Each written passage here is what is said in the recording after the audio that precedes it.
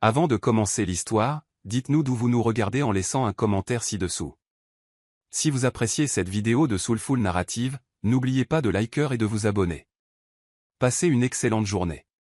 Profitez bien de l'histoire, tout le monde. Certains pensent que le succès se mesure à la hauteur de votre bureau et à la froideur de votre cœur. Mais Alex Thorne n'avait jamais remis en question cette philosophie, jusqu'à ce qu'il rencontre la femme qui chuchotait aux fleurs. Le soleil du matin projetait de longues ombres à travers les baies vitrées du 42e étage de Thorne Enterprises, où Alex Thorne se tenait comme un roi contemplant son royaume.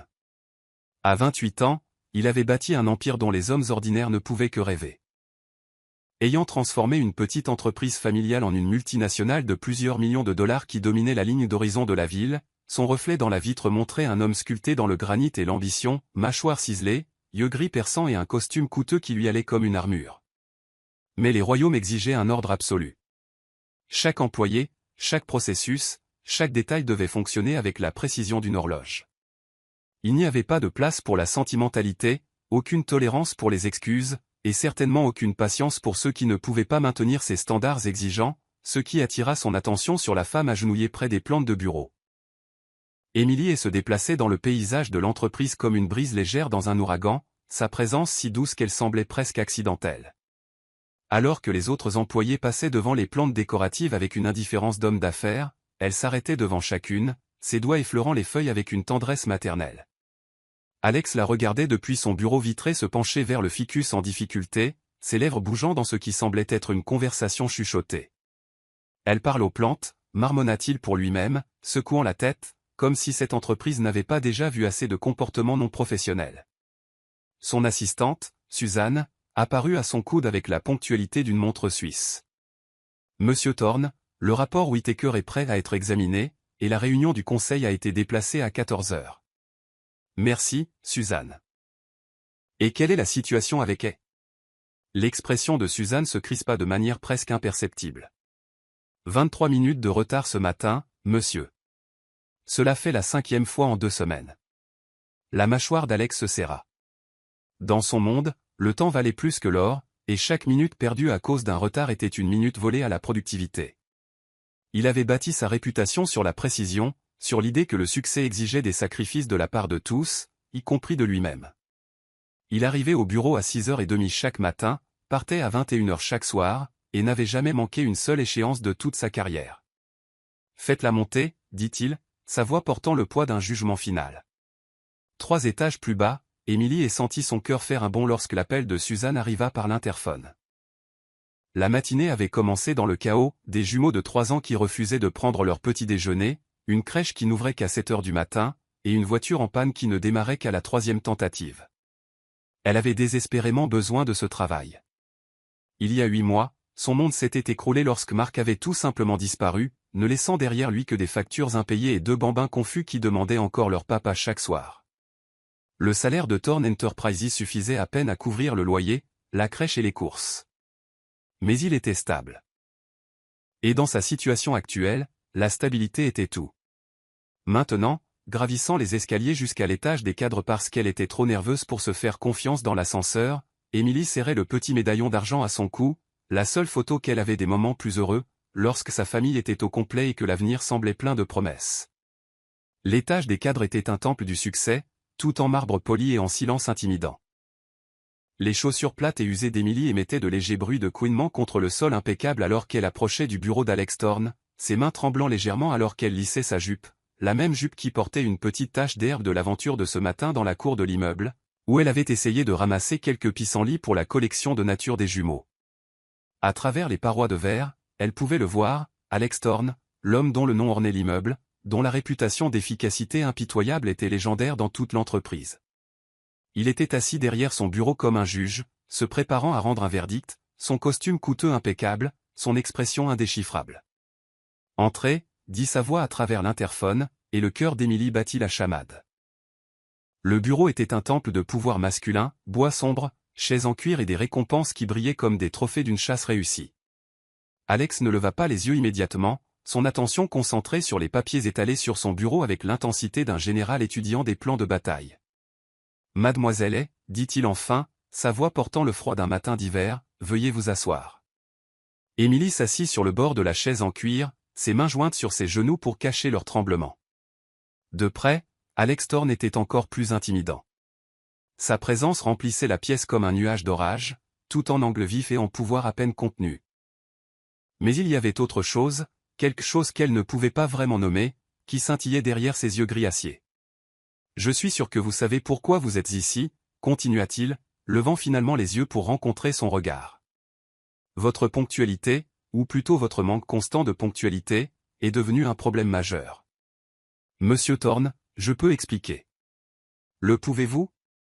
Il se pencha en arrière dans sa chaise, son expression inchangée. Pouvez-vous expliquer pourquoi, rien qu'au cours des 2 dernières semaines, vous avez été en retard 5 fois? Pouvez-vous expliquer pourquoi vos difficultés personnelles interfèrent constamment avec vos obligations professionnelles? Emily sentit la chaleur monter à ses joues. Je fais de mon mieux, monsieur. Je sais que j'ai du mal avec l'horaire, mais rien. La voix d'Alex coupa son explication comme une lame. Ceci est une entreprise, mademoiselle, pas une œuvre de charité. Nous avons des délais, des engagements et des attentes. Lorsque vous êtes en retard, cela affecte tout le monde autour de vous. Ce qu'il ne disait pas, ce qu'il ne pouvait pas dire, c'est que son retard le dérangeait pour des raisons qu'il ne parvenait pas à exprimer. Il y avait quelque chose chez Emily et qui perturbait son monde soigneusement ordonné, la façon dont elle se déplaçait dans le bureau avec tant de douceur, la façon dont elle traitait les plantes comme des êtres vivants méritant des soins, la façon dont elle souriait au gardien de sécurité chaque matin malgré son stress évident.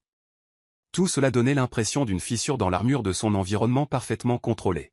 « Je comprends, monsieur Thorne, » dit Emily doucement, sa voix à peine au-dessus d'un murmure.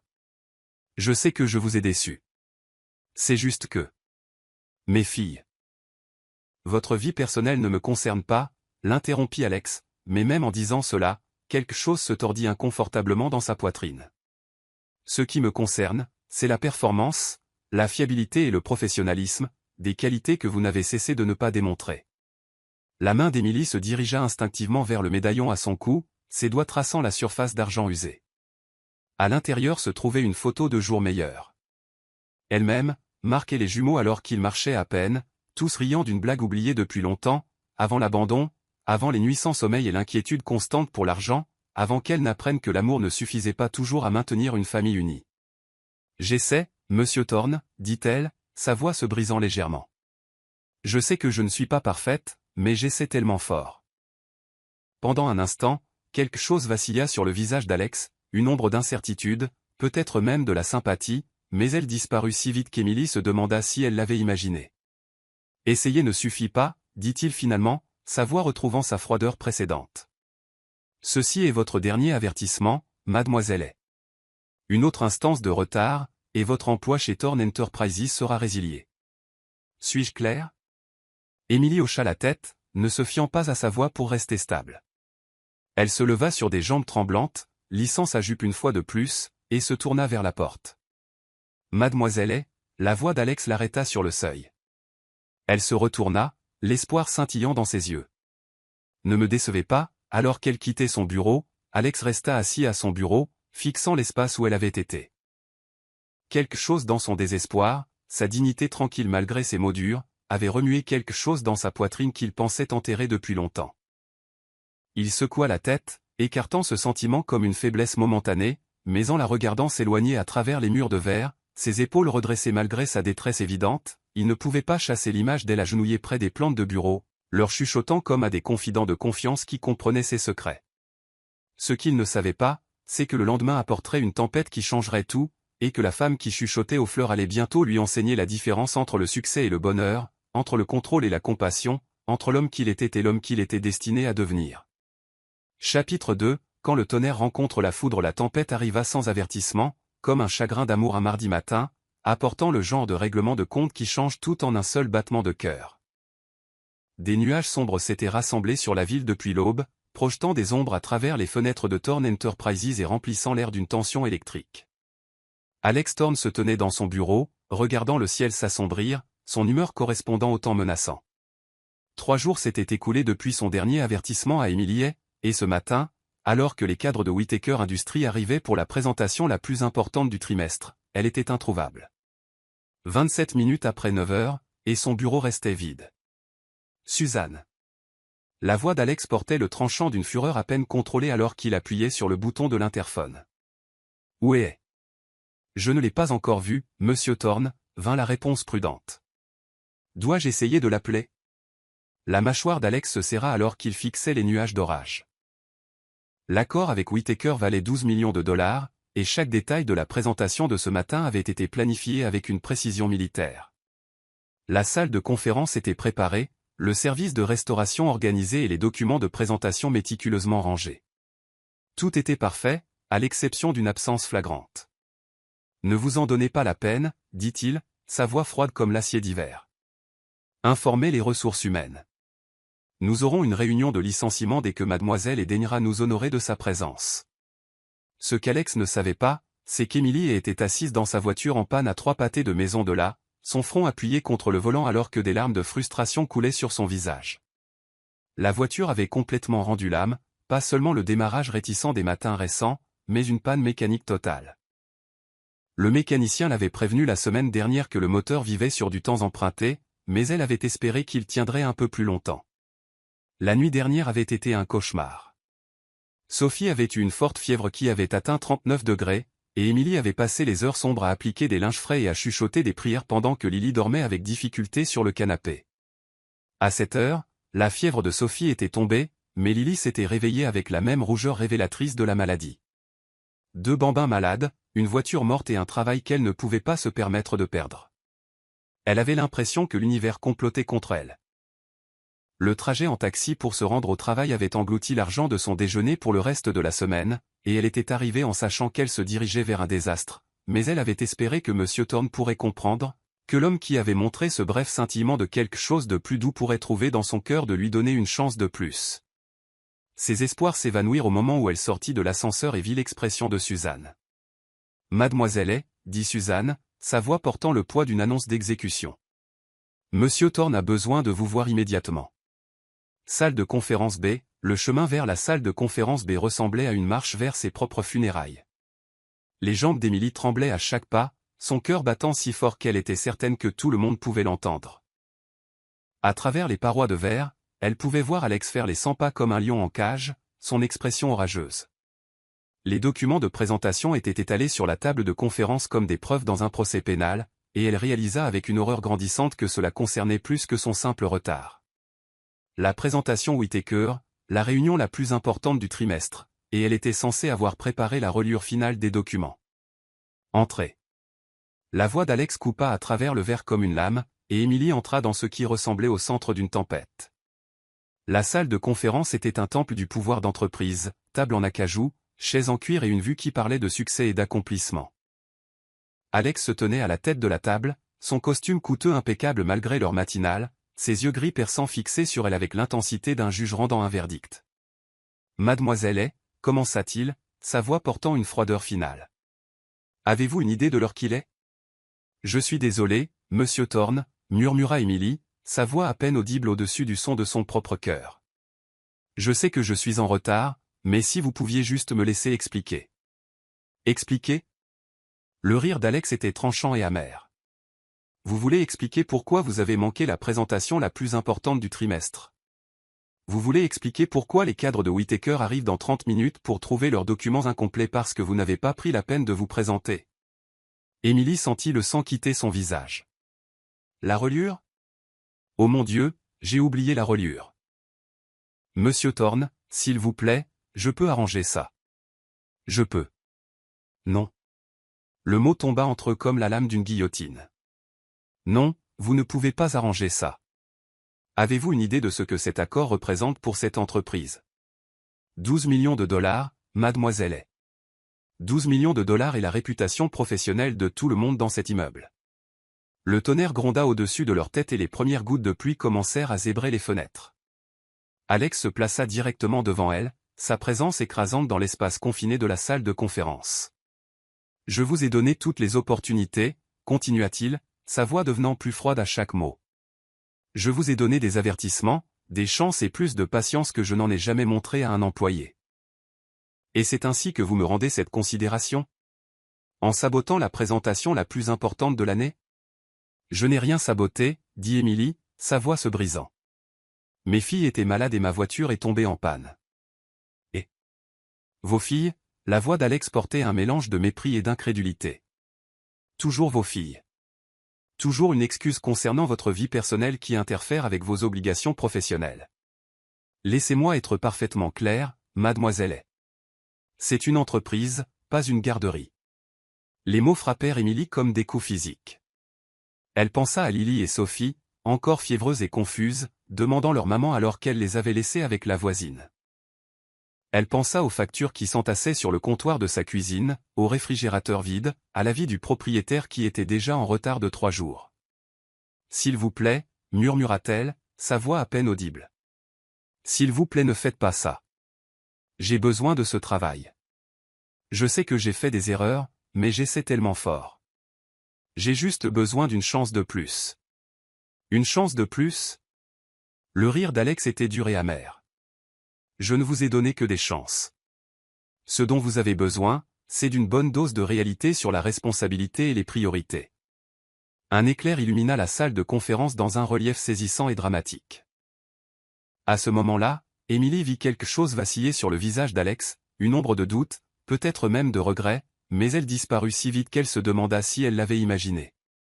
Votre emploi chez Thorn Enterprises est résilié, avec effet immédiat, dit Alex, sa voix portant la finalité d'une sentence de mort. La sécurité vous escortera pour que vous puissiez récupérer vos effets personnels. Le dossier dans les mains d'Émilie glissa de ses doigts tremblants, éparpillant des papiers sur la table de conférence polis comme des feuilles mortes. Le son sembla faire écho dans le silence soudain, seulement brisé par l'intensité croissante de la tempête à l'extérieur. Non, souffla-t-elle, le mot à peine un murmure. Non, s'il vous plaît, monsieur Thorn, je vous en supplie. J'ai 2 petites filles qui dépendent de moi. Je n'ai nulle part où aller. Quelque chose se tordit dans la poitrine d'Alex au désespoir de sa voix, mais il se força à rester impassible.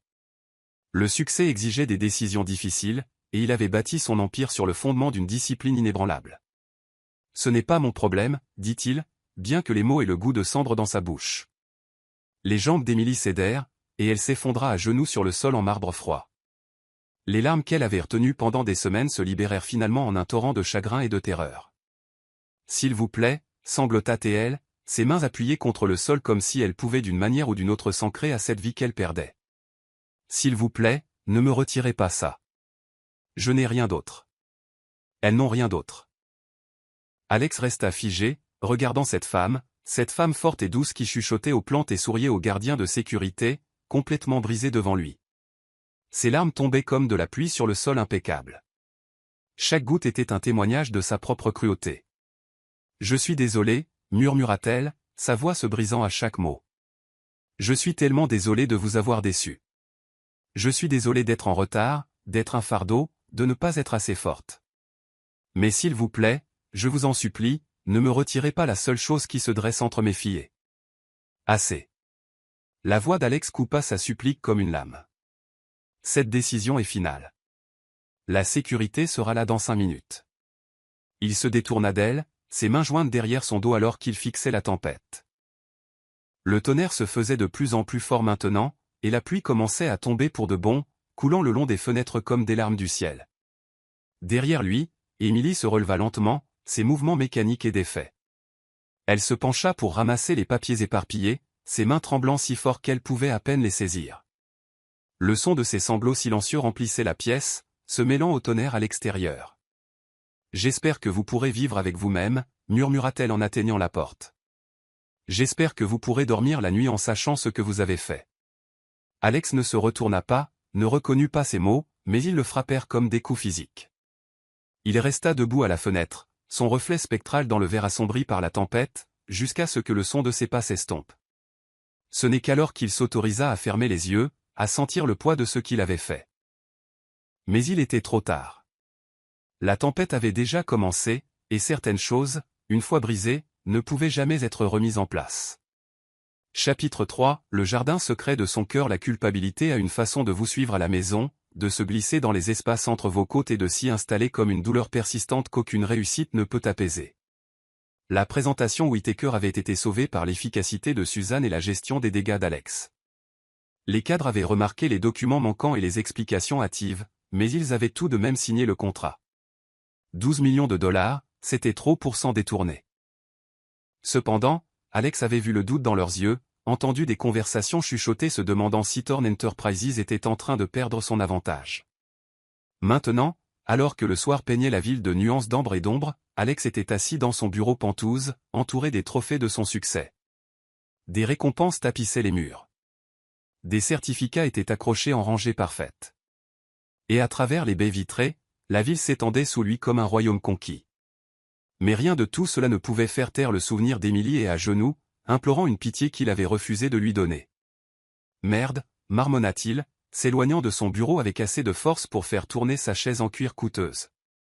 Le son de sa voix résonnait dans son esprit comme un fantôme qui refusait d'être exorcisé. J'ai 2 petites filles qui dépendent de moi. Je n'ai nulle part où aller. Il avait bâti son empire sur le fondement d'une discipline inébranlable, sur la conviction que le succès exigeait des sacrifices de la part de tous, y compris de lui-même. Les émotions étaient des faiblesses à contrôler, le sentiment un luxe qu'il ne pouvait pas se permettre. Chaque décision devait être prise avec une logique froide et calculatrice, et Emily avait été un passif qu'il ne pouvait plus supporter. Alors pourquoi avait-il l'impression d'avoir commis un meurtre? La tempête était passée, laissant la ville propre et étincelante sous les lumières du soir. Alex se retrouva debout à la fenêtre. Son reflet, une figure fantomatique contre le ciel qui s'assombrissait. Quelque part dehors, Emily essayait probablement de trouver comment expliquer à ses filles pourquoi maman avait perdu son travail, pourquoi les factures ne seraient pas payées, pourquoi leur monde venait de s'effondrer autour d'elle. 2 petites filles qui dépendent de moi. Les mots ne voulaient pas le laisser tranquille. Il n'avait jamais réfléchi à sa vie personnelle au-delà de la façon dont elle affectait sa performance au travail. Dans son monde, les employés étaient des ressources à gérer, des problèmes à résoudre, des taux d'efficacité à optimiser. L'idée qu'ils avaient des vies en dehors du bureau, des familles qui dépendaient d'eux, des rêves qui s'étendaient au-delà des rapports trimestriels, était une abstraction qu'il ne s'était jamais autorisé à considérer. Mais maintenant, seul dans son palais de verre et d'acier, Alex ne pouvait s'empêcher de penser au désespoir dans la voix d'Emily, à la façon dont elle serrait ce médaillon d'argent à son cou comme une bouée de sauvetage, à la dignité tranquille avec laquelle elle avait essayé d'expliquer l'inexplicable. Sans vraiment prendre de décision consciente, Alex se retrouva dans l'ascenseur, puis dans sa voiture, puis à conduire dans les rues de la ville comme s'il était tiré par une force invisible. Il se disait qu'il allait juste faire un tour, qu'il avait besoin de se vider la tête après le stress de la journée. Les mains d'Alex semblaient avoir leur propre volonté, tournant le volant vers l'adresse qu'il avait mémorisée de son dossier d'emploi. Le quartier était un monde à part de son luxe de pentouse, des appartements modestes avec de petits balcons, des vélos d'enfants enchaînés à des rampes et des jardins communautaires qui témoignaient de gens faisant de leur mieux avec ce qu'ils avaient. Alex gara sa voiture coûteuse au bout de la rue, soudainement gêné de voir à quel point elle brillait comme un phare de richesse dans ce décor humble. Il marchait lentement, ses pas résonnant contre le silence des rues résidentielles. L'adresse le mena à un petit complexe d'appartements, 3 étages de briques usées et de cadres de fenêtres peints qui avaient connu de meilleurs jours mais conservaient une certaine dignité. L'immeuble était vieux mais propre, avec des jardinières sous certaines fenêtres et un petit espace jardin derrière une clôture en maille de chêne. Et là, dans ce jardin, Alex la trouva. Emily était agenouillée entre des rangées de plants de tomates, ses vêtements de travail remplacés par un jean délavé et un pull doux de la couleur des feuilles d'automne. Mais elle n'était pas seule.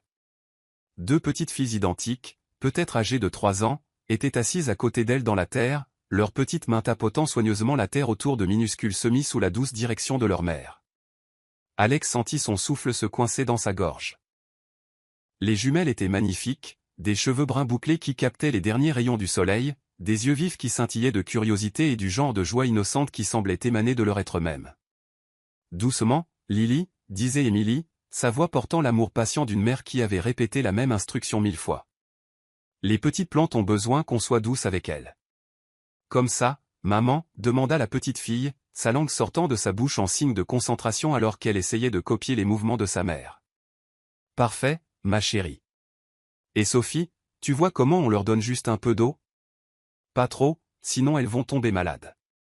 Alex regarda, transpercé, alors qu'Emily démontrait la bonne façon d'arroser les semis. Ses mouvements étaient sûrs et confiants ici, en contraste frappant avec la femme nerveuse qui avait tremblé dans son bureau. C'était son élément, son sanctuaire, où elle pouvait être l'experte enseignant à ses enfants la vie et la croissance et la patience nécessaires pour cultiver quelque chose de beau. « Maman, chante la chanson de la croissance », demanda Sophie, tapant ses mains couvertes de terre l'une contre l'autre. Le rire d'Émilie était comme de la musique, chaleureux et authentique, et complètement différent de la politesse forcée qu'elle avait montrée au bureau. La chanson de la croissance ? Mais on vient de la chanter hier. S'il te plaît, maman. Les plantes l'aiment bien, ajouta Lily, ses yeux brillants de conviction. Oh, eh bien, si les plantes l'aiment, dit Émilie, sa voix remplie du genre d'amour qui fit mal à la poitrine d'Alex d'un désir étrange. Mais seulement si vous m'aidez. Elle commença à chanter d'une voix qui était étonnamment charmante, douce et mélodique, comme une berceuse faite pour les après-midi au jardin. Les mots étaient simples, quelque chose sur le soleil et la pluie et la magie des choses qui poussent, mais il y avait quelque chose d'une beauté déchirante à la voir chanter pour ses filles pendant que ses mains travaillaient la terre. Les jumelles se joignirent à elle avec leurs voix aiguës et douces, trébuchant sur certains mots, mais chantant avec un tel enthousiasme qu'Alex se retrouva à sourire malgré tout. Voilà ce qu'il leur avait enlevé, pas seulement un travail, mais la sécurité qui permettait des moments comme celui-ci, la tranquillité d'esprit qui permettait à une mère de chanter des chansons stupides avec ses enfants sans s'inquiéter du lendemain. « Pourquoi papa nous a-t-il quittés, maman » demanda soudain Sophie, sa petite voix coupant l'air du soir. Le chant d'Émilie s'arrêta brusquement, et Alex la regarda s'effondrer pendant un instant avant de se ressaisir. Elle posa son arrosoir et serra les deux filles dans ses bras, les tenant tout contre elle. « Je ne sais pas, ma chérie, » murmura-t-elle, sa voix lourde de larmes non versées. Parfois, les adultes font des choix qui n'ont pas de sens. Mais je veux que vous sachiez que ce n'est pas à cause de quelque chose que vous avez fait, d'accord ? Vous êtes parfaite et magnifique et les meilleures choses qui me soient jamais arrivées. Tu vas nous quitter aussi, demanda Lily, sa voix si petite qu'elle était à peine audible. Jamais, dit Émilie avec fureur, pressant des baisers sur le dessus de leur tête. Je ne vous quitterai jamais, pour rien au monde. Nous allons nous en sortir. Je vous le promets. Maman va trouver un moyen de prendre soin de nous. Alex sentit quelque chose se briser dans sa poitrine. Il s'était tellement concentré sur ses lacunes professionnelles qu'il ne s'était jamais arrêté pour considérer le poids qu'elle portait. Elle n'était pas juste une employée qui ne pouvait pas gérer son temps. C'était une femme abandonnée par l'homme qui avait promis de l'aimer pour toujours, laissée seule pour élever deux petits-enfants tout en combattant son propre chagrin et sa propre terreur. « J'ai peur, maman » murmura Sophie. « Je sais, ma chérie. J'ai peur aussi, parfois. Mais vous savez quoi ? Nous avons les unes les autres, et nous avons notre jardin, et nous avons l'amour. Et l'amour est la chose la plus forte au monde entier. C'est plus fort que les choses effrayantes, plus fort que les choses tristes, plus fort que tout ce qui essaie de nous faire du mal. » Les jumelles semblèrent accepter cette sagesse avec la foi que seuls les enfants possèdent. Elles se blottirent contre leur mère, leur inquiétude précédente oubliée dans la sécurité de son étreinte. « On peut rester ici encore un peu » demanda Lily. « Les fleurs n'ont pas encore fini de nous parler. » Émilie rit, et Alex pouvait entendre les larmes qu'elle retenait. « Bien sûr que nous le pouvons, ma chérie. Mais ensuite, nous devons rentrer pour le dîner, le bain et l'heure du conte. »« Tu vas nous raconter l'histoire de la princesse qui pouvait parler aux animaux » demanda Sophie avec espoir. « Je pense que je peux m'en occuper » dit Émilie, s'installant plus confortablement sur le sol alors que les jumelles se blottissaient contre ses côtés comme des chiots cherchant la chaleur. Alex les regarda pendant encore quelques minutes, cette petite famille qui avait trouvé des moyens de créer de la joie malgré leurs circonstances. La voix d'Émilie montait et descendait alors qu'elle racontait une histoire élaborée sur une princesse et ses amis animaux, avec des voix différentes pour chaque personnage. Les jumelles gloussaient et posaient des questions et l'interrompaient avec leurs propres ajouts au conte. Voilà ce qu'il avait essayé de détruire avec son efficacité froide et ses standards impitoyables. Voilà ce que sa présentation de 12 millions de dollars avait coûté, pas seulement le travail d'Émilie, mais la sécurité de deux enfants innocents qui avaient déjà perdu leur père et faisaient maintenant face à la perspective terrifiante de perdre leur maison, leur stabilité, la capacité de leur mère à subvenir à leurs besoins. Alors que le soleil se couchait complètement et que le jardin était baigné par la douce lueur des lumières extérieures de l'immeuble, Alex se détourna finalement. Il retourna à sa voiture en silence, son esprit chancelant sous le poids de ce qu'il avait vu. De retour dans son Penthouse, entouré des symboles froids de son succès, Alex ne pouvait pas chasser l'image d'Émilie dans le jardin, chantant pour ses filles tout en leur enseignant la croissance et la patience et la magie de cultiver quelque chose de beau.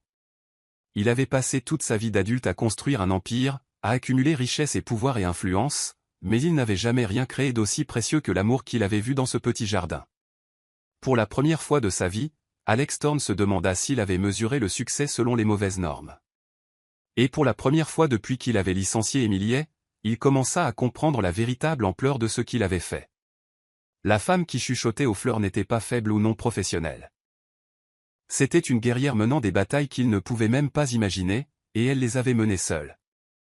La question était maintenant de savoir s'il était trop tard pour arranger les choses, ou si certaines blessures étaient trop profondes pour guérir. Mais alors qu'il était assis dans son bureau vide, fixant les lumières de la ville, Alex prit une décision qui allait tout changer. Il ne pouvait pas défaire ce qu'il avait fait, mais peut-être, juste peut-être, pouvait-il trouver un moyen de les aider sans qu'elle ne sache jamais que c'était lui.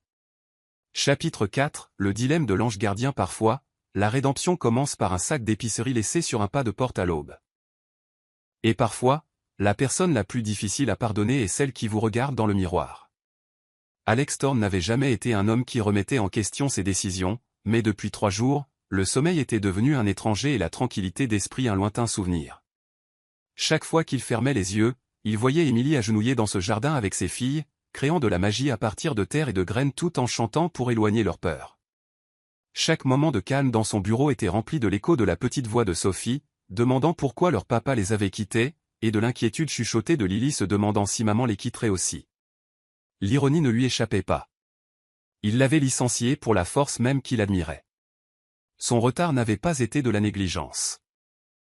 C'était le jonglage désespéré d'une femme essayant d'être tout pour tout le monde alors que son monde s'effondrait autour d'elle. Ces minutes manquées au bureau représentaient des moments volés avec des enfants malades, des voitures en panne et les 1000 petites crises qui accompagnent la monoparentalité. Il avait passé 48 heures à enquêter sur sa situation avec la même rigueur méthodique qu'il appliquait aux acquisitions d'entreprises.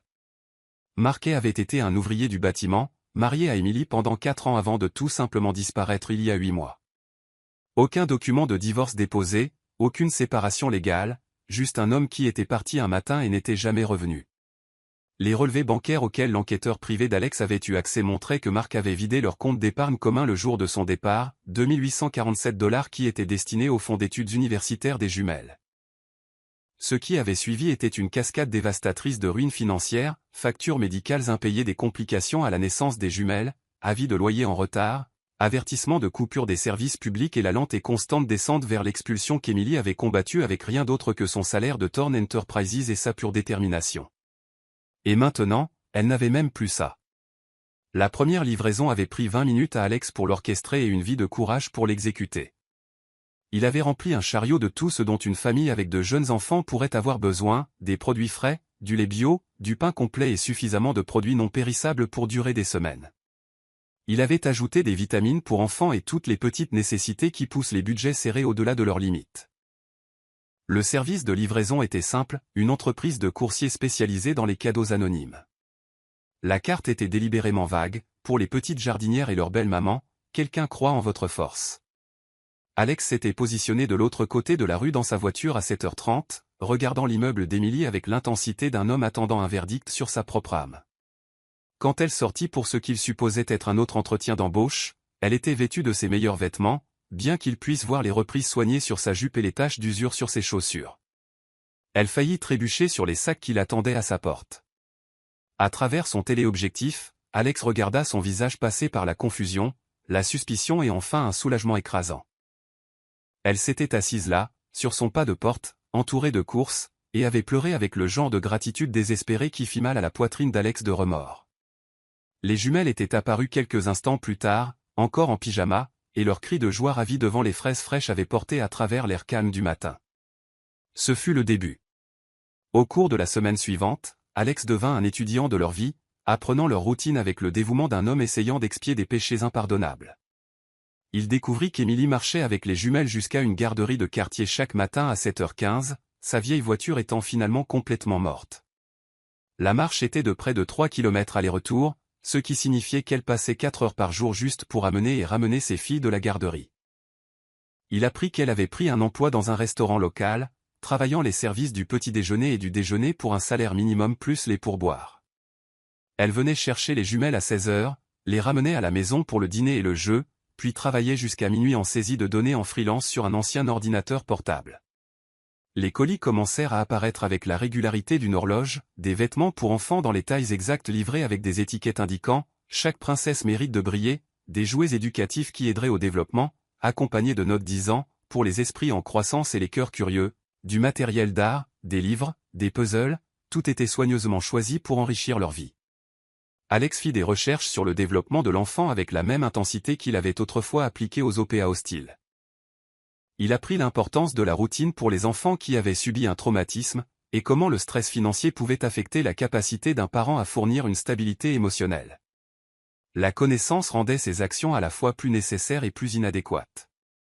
Comment quelques cadeaux anonymes pouvaient-ils commencer à guérir les dommages que l'abandon de Marc avait causés? Comment des courses et des jouets pouvaient-ils s'attaquer à l'insécurité fondamentale qui hantait les journées d'Émilie et envahissait ses rêves? Mais les cadeaux semblaient aider, du moins un peu. Alex regarda de sa distance soigneusement maintenue la posture d'Émilie se redresser progressivement, les lignes d'inquiétude constantes autour de ses yeux commençaient à s'estomper légèrement. Les jumelles s'épanouissaient. Il pouvait les voir grandir plus fortes et plus confiantes pendant leur marche quotidienne vers la garderie, leur rire retentissant plus fréquemment alors qu'elles jouaient dans le petit jardin derrière leur immeuble.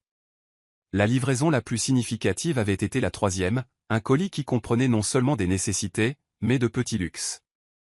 Du bon café pour Émilie, dont l'épuisement était écrit sur chaque ligne de son visage, des boules de bain qui l'aideraient à se détendre pendant les quelques minutes précieuses qu'elle avait pour elle-même, une bouteille de la lotion à la lavande qu'il l'avait vue admirer à la pharmacie, où elle remplissait les ordonnances des jumelles, mais n'achetait jamais rien pour elle-même. La note avec ce colis était différente, plus personnelle. Prendre soin de soi n'est pas égoïste.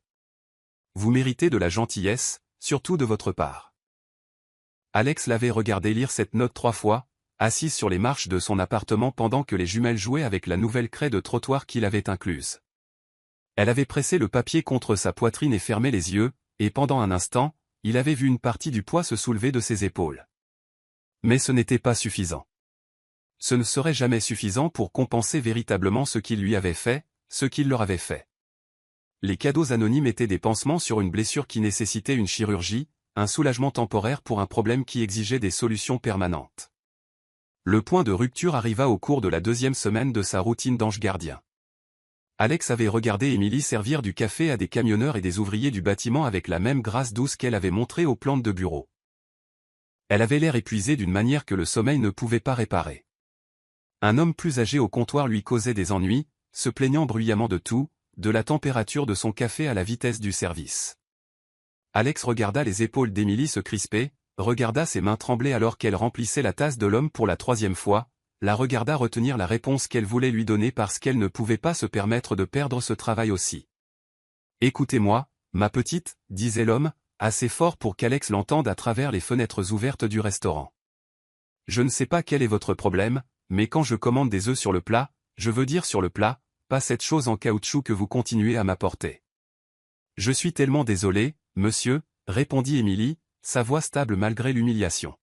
« Laissez-moi vous apporter une nouvelle assiette tout de suite. Vous feriez mieux, et cette fois, essayez de vous rappeler que certains d'entre nous ont de vrais boulots où aller. On ne peut pas tous se permettre de perdre du temps à traîner en ayant l'air joli. » Les mains d'Alex se serrèrent en poing alors qu'il regardait le visage d'Émilie rougir d'embarras. Elle avait déjà assez enduré l'abandon de Marc, sa propre cruauté, d'un monde qui semblait déterminé à la punir pour le crime d'être vulnérable. La regarder souffrir d'une autre humiliation alors qu'elle essayait désespérément de subvenir aux besoins de ses enfants était plus qu'il ne pouvait supporter. Cette nuit-là, il prit une décision qui allait tout changer. Le lendemain matin, il y eut une autre livraison, une semaine de courses, de nouveaux vêtements pour eux trois, du matériel éducatif pour les jumelles et une enveloppe contenant suffisamment d'argent pour couvrir leur loyer pendant 2 mois.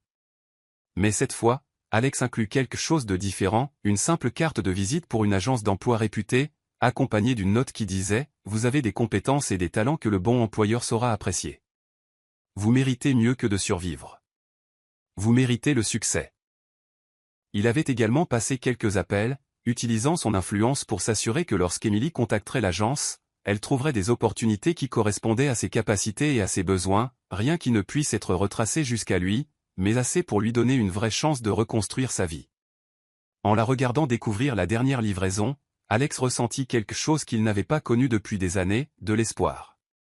Pas pour lui-même, mais pour elle, pour la femme qui chantait aux fleurs et créait de la magie à partir de rien, qui faisait face à chaque jour avec un courage qu'il ne commençait que maintenant à comprendre. Les jumelles grandissaient plus fortes grâce à l'alimentation constante fournie par les courses. Émilie dormait un peu mieux, la panique constante dans ses yeux étant progressivement remplacée par un optimisme prudent. Les cadeaux anonymes faisaient une différence, mais Alex savait qu'il n'était qu'un début. Il ne pouvait pas défaire sa cruauté, ne pouvait pas reprendre les mots durs ou effacer l'humiliation qu'il lui avait causée, mais peut-être, juste peut-être, pouvait-il trouver un moyen de l'aider à construire quelque chose de mieux, quelque chose qui donnerait à ses enfants la sécurité qu'ils méritaient et à elle la reconnaissance que sa force avait méritée. La routine de l'ange gardien fonctionnait, mais Alex commençait à réaliser que ce dont Émilie avait vraiment besoin n'était pas de la charité. Elle avait besoin de justice. Elle avait besoin que le monde voie ce qu'il avait enfin appris à voir, qu'elle n'était pas faible ou peu fiable. Elle était extraordinaire, et peut-être que s'il était très prudent et très chanceux, il pourrait trouver un moyen de lui donner cette reconnaissance sans détruire le fragile progrès qu'ils avaient tous fait. La femme qui chuchotait aux fleurs méritait que le monde entier l'écoute. Alex était déterminé à s'assurer qu'il le ferait point. Le courage, comme l'a découvert Alex Thorne, pouvait se trouver dans les endroits les plus improbables, comme un bouquet de tournesol acheté à un vendeur de rue et la perspective terrifiante de frapper à une porte à laquelle on n'a aucun droit de s'approcher. 3 semaines s'étaient écoulées depuis qu'il était devenu le bienfaiteur anonyme d'Émilie. 3 semaines à la regarder de loin, alors que ses cadeaux soigneusement orchestrés aidaient à soulager le pire de ses difficultés financières. L'agence pour l'emploi avait fait son travail à la perfection. Émilie avait maintenant des entretiens alignés avec 3 entreprises différentes, toutes subtilement encouragées à valoriser sa combinaison unique de compétences, de fiabilité et de grâce sous la pression. Alex s'en était assuré grâce à des recommandations soigneusement placées qui ne pouvaient pas être retracées jusqu'à lui. Mais regarder de loin n'était plus suffisant. Plus il en apprenait sur Émilie et ses filles, plus il se retrouvait à penser à elles pendant les réunions du conseil d'administration, pendant les dîners d'affaires, pendant les longues heures vides dans son Penthouse, quand le succès ressemblait plus à une prison qu'à une réussite. Il voulait les connaître vraiment, pas seulement les observer à travers des téléobjectifs et des rapports de surveillance, ce qui l'a amené à se retrouver sur le trottoir devant l'immeuble d'Émilie un samedi matin, serrant un bouquet de tournesol et se sentant plus nerveux qu'il ne l'avait été avant sa première présentation d'1 million de dollars. L'immeuble semblait différent à la lumière du jour, plus petit, plus usé, mais en quelque sorte plus réel que les monuments de verre et d'acier à l'ambition qui remplissaient son monde habituel. Des voix d'enfants flottaient depuis la petite aire de jeu derrière l'immeuble, se mêlant au son de quelqu'un jouant de la guitare sur un balcon voisin. C'était le genre de communauté qu'il n'avait jamais connue, où les voisins connaissaient le nom des autres et partageaient les tâches de garde d'enfants et empruntaient des tasses de sucre. Alex avait répété son excuse pendant le trajet. Il vérifiait si une ancienne employée s'en était sortie après la nécessité malheureuse de son licenciement. C'était une excuse mince, transparente même pour lui, mais c'était la seule explication à laquelle il pouvait penser qui n'impliquait pas de se confesser à 3 semaines de harcèlement élaboré. La porte d'entrée de l'immeuble s'ouvrit avant qu'il ne puisse se dissuader de sonner, et une femme âgée en sortit, portant un sac de courses qui semblait trop lourd pour sa petite taille. « Oh, laissez-moi vous aider avec ça », a dit Alex automatiquement, tendant la main vers le sac. La femme a eu l'air surprise, mais reconnaissante. « Eh bien, merci, jeune homme. C'est très gentil. Je suis Madame Patel du 2B. Vous êtes ici pour voir quelqu'un ? Émilie, a répondu Alex, soudain conscient à quel point il devait avoir l'air déplacé dans ses vêtements décontractés coûteux et ses cheveux parfaitement coiffés. Le visage de Madame Patel s'est illuminé d'une chaleur authentique. Oh, Émilie, une si douce fille, et ses précieux bébés. Elle a été tellement plus heureuse ces derniers temps. Je pense que ces colis mystérieux ont été une aubaine. Quelqu'un a été très généreux avec cette famille. Alex a senti la chaleur monter à ses joues. Des colis mystérieux ? Quelqu'un a laissé des cadeaux pour eux de l'épicerie, des vêtements pour les filles, des jouets, des livraisons anonymes. Pouvez-vous imaginer ? Cela a restauré ma foi en l'humanité, sachant qu'il y a encore des gens qui aident les autres sans vouloir de reconnaissance. Émilie mérite toutes les gentillesses après ce que ce vaurien de Marie lui a fait subir. L'ascenseur est en panne, a expliqué Madame Patel en conduisant Alex vers les escaliers, il devrait donc monter au 3e étage. Alex ne s'en souciait pas. Cela lui a donné le temps de se calmer, de se préparer à revoir Émilie après des semaines à la regarder de loin. L'appartement 3C avait un paillasson accueillant et un petit carillon éolien qui tintait doucement dans la brise du couloir. Avant qu'Alex ne perde son courage, il a frappé. La porte s'est ouverte après un moment, révélant Émilie et d'une manière qu'il ne l'avait jamais vue auparavant. La femme professionnelle nerveuse du bureau avait disparu. À sa place se tenait quelqu'un complètement à l'aise dans son propre élément. Elle portait un jean délavé et un pull jaune doux qui faisait ressortir les taches dorées de ses yeux bruns. Ses cheveux étaient attachés en une queue de cheval décontractée qui la rendait à la fois plus jeune et plus belle qu'il ne s'en souvenait. Monsieur Thorne. La surprise dans sa voix était complète, suivie rapidement de la prudence. Que faites-vous ici? Avant qu'Alex ne puisse répondre, deux petites voix s'élevèrent de derrière ses jambes. Maman, c'est qui? Vint la première question, suivie immédiatement de « c'est l'homme aux fleurs » de la deuxième voix. Alex baissa les yeux pour voir deux visages identiques regardant de derrière les jambes d'Émilie, Lily et Sophie encore plus belles de près qu'elle ne l'avait paru de ses observations lointaines. Elles avaient les yeux bruns et chauds et les cheveux bouclés de leur mère, mais là où Émilie semblait prudente, elle semblait curieuse. « Ce sont mes filles » a dit Émilie, sa voix soigneusement neutre. Lily et Sophie. Les filles, voici Monsieur Thorne. Salut, a dit Sophie avec l'amabilité intrépide d'une enfant de 3 ans, tandis que Lily restait timidement en retrait derrière sa sœur. J'ai apporté des fleurs, a dit Alex maladroitement, tendant les tournesols vers Émilie. Je voulais vérifier comment vous alliez après. Après tout ça. Émilie a regardé les fleurs pendant un long moment, et Alex a pu voir le débat interne se dérouler sur son visage. Finalement, elle s'est reculée de la porte. Voulez-vous entrer? Je viens de faire du café, et les filles étaient sur le point de prendre leur goûter de l'après-midi. L'appartement était exactement ce qu'Alex avait prévu, mais rien de ce qu'il avait imaginé. Il était minuscule, mais chaque centimètre rayonnait d'amour et d'attention soignée. Des œuvres d'art d'enfants couvraient le réfrigérateur, une petite table à manger servait également de station d'art, et des jouets étaient éparpillés dans le chaos organisé naturel à toute maison avec de jeunes enfants. Ce qui a le plus frappé Alex, c'est le sentiment de chaleur écrasant. Malgré sa taille modeste, il ressemblait à une maison d'une manière que son Penthouse n'avait jamais eue. Il y avait de la vie ici, des rires dans les murs, de l'amour exprimé dans chaque détail soigneusement arrangé. « S'il vous plaît, asseyez-vous » a dit Émilie, faisant un geste vers le canapé. « Je vais les mettre dans l'eau. Elles sont belles. » Merci. Alex s'est perché sur le bord du canapé, se sentant énorme et déplacé. Les jumelles s'étaient retirées vers leur coffre à jouets, mais continuaient de lui lancer des regards d'une fascination non dissimulée. « Cookies » a annoncé Sophie soudainement, se dandinant avec une assiette qui contenait ce qui semblait être des cookies aux pépites de chocolat fait maison. « Ma maman a fait des cookies. »« C'est très gentil de votre part, » a dit Alex, acceptant un cookie légèrement de travers mais qui sentait incroyablement bon. « As-tu aidé ta maman à les faire ?» Sophie a hoché la tête avec enthousiasme. « J'ai mélangé. » Lily a mis les pépites de chocolat. « Ils ont l'air délicieux, » a dit Alex, prenant une bouchée. Le cookie était parfait chaud et moelleux, avec juste le bon équilibre de douceur. « Waouh, c'est incroyable. Maman est la meilleure cuisinière du monde entier, » a annoncé Lily, sortant finalement de derrière le coffre à jouets. Elle fait des crêpes qui ressemblent à des animaux et de la soupe qui a le goût de câlin. Émilie est revenue de la cuisine, portant un plateau avec des tasses de café et une assiette de cookies pour les adultes. Alex a remarqué que ses mains tremblaient légèrement, et il a réalisé à quel point cela devait être difficile pour elle. Avoir l'homme qu'il avait licencié assis dans son salon, partageant café et cookies comme s'ils étaient de vieux amis.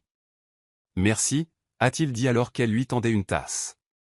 Le café était riche et parfaitement infusé, servi dans une tasse en céramique ébréchée qui portait les mots « Meilleure maman du monde » en lettres décolorées. « Vous avez dit que vous vouliez prendre de nos nouvelles » a dit Émilie, s'installant dans la chaise en face de lui. « Puis-je vous demander pourquoi ?» Alex a pris une gorgée de café, se donnant du temps pour formuler une réponse qui n'était pas un mensonge complet. « J'ai réfléchi à la façon dont j'ai géré votre licenciement. C'était plus dur que ça n'aurait dû l'être. Je voulais m'assurer que vous et vos filles alliez bien. »« Nous allons bien » a dit Émilie rapidement, bien qu'Alex puisse entendre la touche défensive dans sa voix. « Je me débrouille.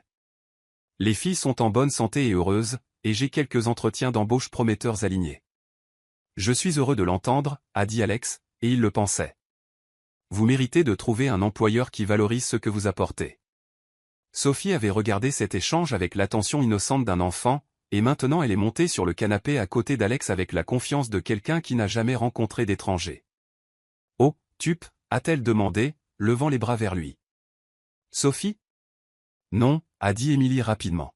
« Monsieur Thorne est un invité. »« Vous ne pouvez pas, c'est bon » a interrompu Alex, surpris de l'envie qu'il avait de tenir la petite fille.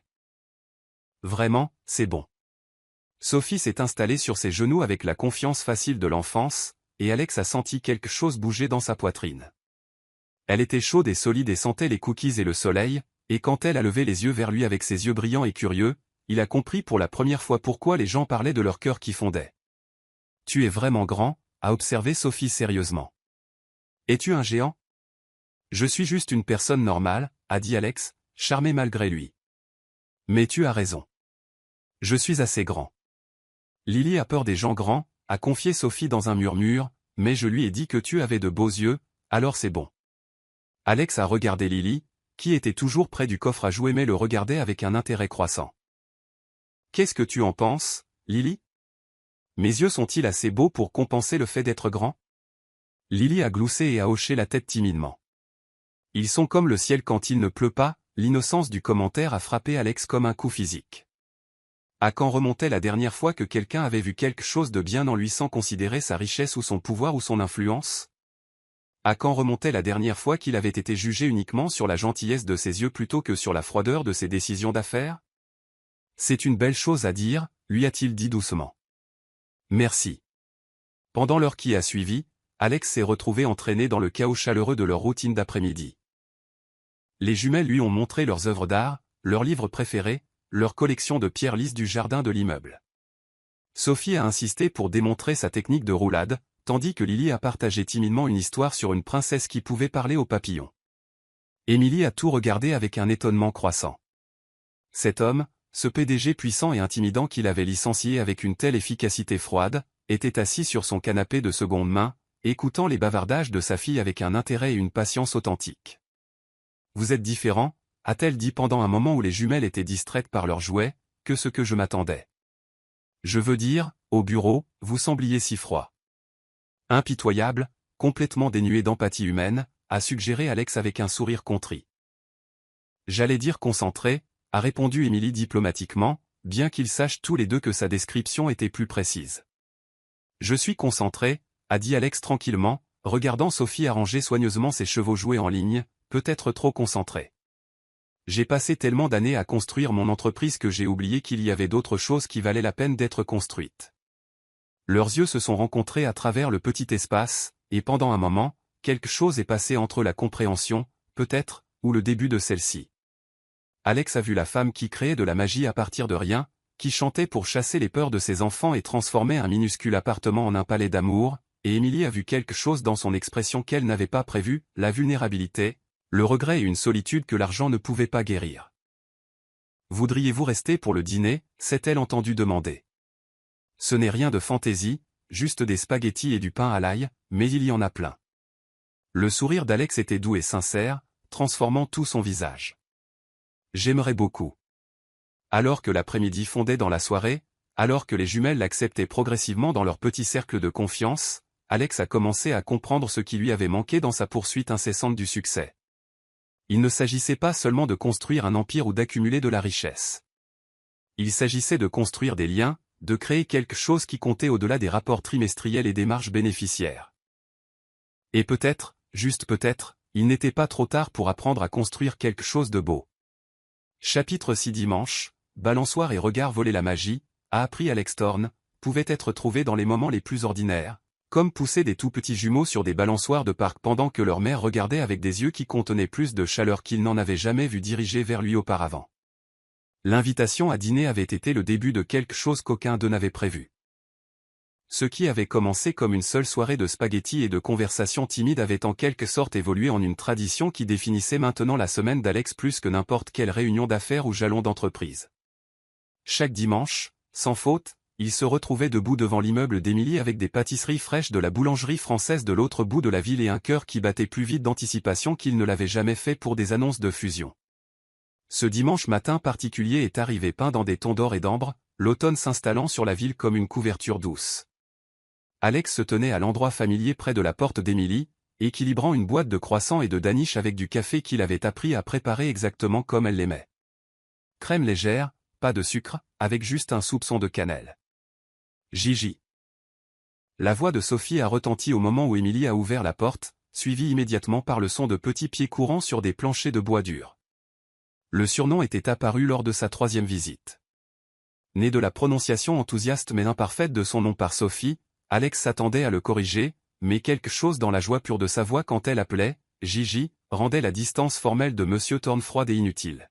« Bonjour, Soleil » a dit Alex alors que Sophie se lançait dans ses bras avec la confiance intrépide qui l'étonnait toujours. « Tu as bien dormi ?»« J'ai rêvé de chevaux volants » a annoncé Sophie sérieusement, et ils étaient violets avec des ailes scintillantes, et ils m'ont laissé en monter un jusqu'au château de nuages où vit la princesse des cookies. « Ça a l'air d'être un excellent rêve » a répondu Alex, la posant sur sa hanche alors que Lily apparaissait dans l'embrasure de la porte, frottant encore le sommeil de ses yeux mais souriant à sa vue. « Bonjour, Gigi » a dit Lily doucement, tendant la main pour son propre câlin. « Si c'est ce que vous aimeriez faire » a dit Alex, regardant par-dessus leur tête où Emily se tenait dans l'embrasure de la porte, ses cheveux encore ébouriffés par le sommeil et son visage doux avec le genre de paix matinale qu'il avait rarement vu sur quelqu'un. Elle portait une simple robe d'été, de la couleur des feuilles d'automne, rien de coûteux ou de particulièrement à la mode, mais elle la faisait ressembler à quelqu'un qui était sorti d'une peinture. Le dernier mois de repas réguliers et de stress financier réduit avait ramené de la couleur sur ses joues et effacé certaines des rides de soucis qui étaient devenues des caractéristiques permanentes autour de ses yeux. « Le parc semble parfait » a-t-elle dit, son sourire sincère et chaleureux. Mais d'abord, café et petit déjeuner. Les filles ont demandé toute la semaine quand Gigi revenait. La routine du matin était devenue aussi naturelle que la respiration. Alex a aidé à mettre la table pendant qu'Emily préparait les assiettes pour les pâtisseries, les jumelles bavardant de tout et de rien en grimpant dans leur siège d'appoint. La conversation coulait facilement maintenant, plus guindée par la gêne de sa présence inattendue dans leur vie.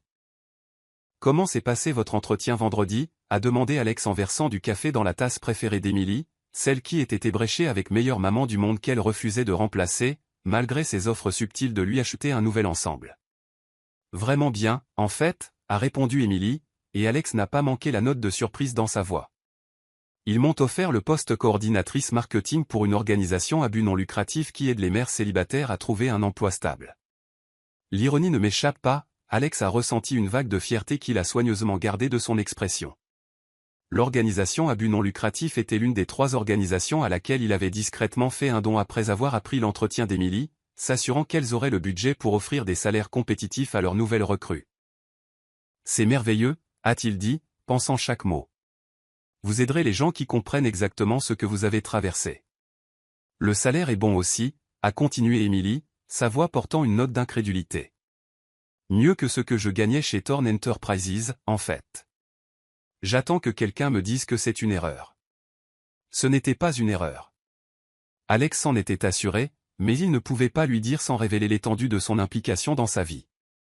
Au lieu de cela, il a tendu la main à travers la petite table et a couvert sa main avec la sienne. « Vous le méritez, Emily. Vous méritez la reconnaissance pour votre force et vos compétences. Tout employeur aurait de la chance de vous avoir. » Le contact a envoyé de l'électricité dans leurs 2 bras, et pendant un moment l'air entre eux a semblé scintiller de possibilités. Les yeux d'Emily se sont légèrement élargis, ses joues sont devenues roses, et Alex a réalisé que quelque part entre les matins de pâtisserie et les histoires du coucher, ses sentiments étaient passés de la culpabilité à quelque chose d'infiniment plus complexe et dangereux. « On peut aller au parc maintenant » a interrompu Sophie, inconsciente du moment chargé entre les adultes. « Je veux montrer à Gigi à quelle hauteur je peux me balancer. » Le parc de quartier était à 15 minutes à pied à travers des rues bordées d'arbres où les enfants jouaient à la marelle et les couples âgés entretenaient des jardins. Alex portait les 2 jumelles sur ses épaules, leur rire attirant les sourires des voisins qui s'étaient habitués à voir l'homme d'affaires qui était devenu une partie de la routine du week-end de la famille. « Plus haut, Gigi, plus haut !» Sophie a appelé depuis la balançoire alors qu'Alex lui donnait de douces poussées. « Fais attention, ma chérie » a appelé Emily depuis le banc où elle était assise avec Lily. « Je suis toujours prudent avec une cargaison précieuse » a répondu Alex, croisant le regard d'Emily et tenant son regard assez longtemps pour voir son souffle se couper. La matinée a passé dans un flou d'aventure sur l'aire de jeu. Alex s'est retrouvé à ramper à travers des toboggans en tunnel, a aidé à stabiliser de petites mains sur des barres de singe, et à soulever les deux jumelles sur ses épaules pour des jeux d'avion qui les laissaient tous essoufflés de rire. Mais ce sont les moments calmes qui l'ont le plus affecté. S'asseoir à côté d'Émilie sur le banc pendant que les jumelles exploraient le bac à sable, leurs épaules se touchant juste assez pour envoyer de la chaleur se propager dans sa poitrine, la regarder tresser des fleurs de pissenlit dans les cheveux de Sophie tout en fredonnant une mélodie qu'il n'avait jamais entendue mais qui, d'une certaine manière, sentait qu'elle appartenait à son âme. « Vous êtes bon avec elle », a dit Émilie pendant l'un de ces moments volés, sa voix à peine audible au-dessus du son des enfants qui jouaient. « Elle vous adore. » « Le sentiment est mutuel », a répondu Alex, regardant Sophie tenter d'apprendre à Lily à faire une roue. « Je n'ai jamais réalisé à quel point il me manquait quelque chose jusqu'à ce que je les rencontre. » « Jusqu'à ce que je vous rencontre ?» L'honnêteté de la déclaration les a surpris tous les deux. Émilie s'est tournée pour étudier son profil, notant la façon dont le soleil de l'après-midi faisait ressortir les taches dorées dans ses yeux gris, l'ensemble détendu de ses épaules qu'elle n'avait jamais vu lors de leur première rencontre au bureau. « Qu'est-ce qui vous est arrivé ?» a-t-elle demandé tranquillement. « Pour vous rendre si déterminé à garder tout le monde à distance ?» Alex est resté silencieux si longtemps qu'Émilie s'est demandé si elle avait dépassé une frontière invisible. Quand il a finalement parlé, sa voix portait le poids d'anciennes blessures. « Mon père, » a-t-il dit simplement, il a construit Thorn Enterprises à partir de rien, et il croyait que le succès exigeait des sacrifices, que les attachements émotionnels étaient des faiblesses qui détruiraient tout ce pour quoi il avait travaillé. J'ai passé mon enfance à essayer de gagner son approbation, et mon âge adulte à essayer de prouver qu'il avait raison. Alex a regardé les jumelles, qui avaient abandonné leur tentative de roue en faveur de la construction d'un château de sable élaboré. Maintenant, je pense que peut-être il avait tort sur ce qui vaut la peine d'être sacrifié. Ils se sont installés dans un silence confortable, regardant les jumelles, et Alex a été surpris de réaliser qu'il avait commencé à penser à Lily et Sophie comme en particienne, créant de la magie à partir de sable et d'imagination. L'air d'automne était parfait, assez chaud pour s'asseoir confortablement mais assez frais pour laisser entendre le changement de saison. « Alex » a appelé Lily depuis le bac à sable, sa voix portant cette note particulière que les enfants utilisent lorsqu'ils sont sur le point de faire une annonce importante. « On t'a fait un château. Viens voir. » Le château était une merveille architecturale selon les normes d'une enfant de 3 ans, un vaste complexe de tours et de murs décorés de feuilles et de fleurs, et de ce qui semblait être plusieurs petites pierres disposées selon des motifs que seuls les constructeurs comprenaient. « C'est incroyable », a dit Alex, s'accroupissant pour examiner leur travail avec le sérieux qu'ils méritaient. « C'est là que vit la princesse des cookies. » « Non. Bête. » Sophie a gloussé, « C'est là que tu vis. » « La princesse des cookies vit dans le château de nuages, tu te souviens ? » « C'est le château de Gigi, mon château ?» Alex a regardé entre les jumelles et leur création, quelque chose de chaud et d'inconnu fleurissant dans sa poitrine. « Vous avez construit ça pour moi. »« Oui oui, » a acquiescé Lily solennellement. « Parce que tu fais partie de notre famille maintenant, et les familles construisent des châteaux les unes pour les autres. » La déclaration décontractée a frappé Alex comme un coup physique. Faire partie de leur famille. Quand cela était-il arrivé ? Quand avait-il cessé d'être un visiteur pour devenir quelque chose de plus essentiel ? Et pourquoi l'idée d'appartenir à cette petite unité parfaite semblait-elle plus précieuse que tout ce qu'il avait jamais accompli dans sa vie professionnelle ? C'est le plus beau château que quiconque m'ait jamais construit, a-t-il dit, sa voix légèrement rauque d'émotion. Merci. L'après-midi s'est étiré dans l'heure dorée, ce moment magique où tout semblait touché par la poussière de fée et la possibilité. Ils sont passés de l'air de jeu au petit étang, où les canards pagaillaient en cercle paresseux, Alex achetant des sacs de miettes de pain à un vendeur pour que les jumelles puissent les nourrir correctement. « Ne jette pas tout en même temps », a demandé Émilie à Sophie, qui vibrait d'excitation à l'idée d'interagir avec les canards. « Juste un petit peu à la fois pour qu'ils ne soient pas trop rassasiés. » Alex a regardé Émilie guider leur fille à travers l'art de nourrir les canards, sa patience infinie et sa joie dans leur émerveillement absolu. Elle l'a surpris en train de la regarder et a souri, cette expression radieuse qui semblait illuminer tout autour d'elle. « Quoi » a-t-elle demandé, mal à l'aise. En rentrant une mèche de cheveux derrière son oreille. « Tu es belle » a dit Alex simplement, les mots s'échappant avant qu'il ne puisse les arrêter. « La façon dont tu les aimes, la façon dont tu vois la magie en tout. Tu es la plus belle personne que j'ai jamais rencontrée. » Les joues d'Émilie sont devenues roses et elle a détourné le regard comme si l'intensité de son regard était trop forte. « Alex, je sais, a-t-il dit rapidement. Je sais que c'est compliqué. Je sais que je suis l'homme qui t'a licencié, qui a rendu ta vie plus difficile alors qu'elle était déjà impossible. Mais Émilie, Regarde, a interrompu la voix excitée de Lily, quelle que soit la confession qu'Alex s'apprêtait à faire. Les canards dansent. Effectivement, 2 canards colverts effectuaient ce qui semblait être un rituel de parade élaboré, tournant l'un autour de l'autre avec des mouvements de coups gracieux et de doux sons de canards. Les jumelles étaient enchantées, tapant des mains et gloussant devant le spectacle. Ils sont amoureux, a annoncé Sophie avec la certitude de quelqu'un qui comprenait les choses les plus importantes du monde. Comme dans les histoires de maman sur la princesse et le prince. Alex a rencontré les yeux d'Émilie par-dessus la tête des jumelles. Et à ce moment-là, entouré de canards dansants et d'enfants rieurs, il a vu son avenir se refléter dans son regard brun et chaud. C'était un avenir qui ne ressemblait en rien au succès froid qu'il avait toujours poursuivi, mais il était plus beau que tout ce qu'il avait jamais imaginé. Alors qu'ils rentraient chez eux dans le crépuscule naissant, les jumelles fatiguées et heureuses entre eux, Alex a réalisé que quelque part dans l'espace entre les matins de pâtisserie et les aventures sur l'aire de jeu, il était tombé complètement, irrévocablement amoureux pas seulement d'Émilie, mais de tous. De la vie qu'ils avaient construite ensemble. De la famille qu'ils devenaient. La question était maintenant de savoir s'il avait le courage de risquer tout ce qu'il avait construit pour la chance d'obtenir quelque chose d'infiniment plus précieux. Mais alors que Sophie glissait sa petite main dans la sienne et que Lily se penchait contre son flanc, Alex a commencé à penser que peut-être certains risques valaient la peine d'être pris. Peut-être que l'amour était la seule réussite qui comptait vraiment. Chapitre 7. Danser sous la pluie. Parfois, les moments les plus parfaits arrivent déguisés en désastre, et parfois la tempête qui vous trempe jusqu'aux os est exactement ce dont vous avez besoin pour laver tout ce qui n'a pas d'importance. Les prévisions météorologiques avaient promis un beau samedi, parfait pour l'aventure prolongée au parc qu'Alex avait planifié. Il avait préparé un pique-nique élaboré. Des sandwichs gourmands. Des fruits frais.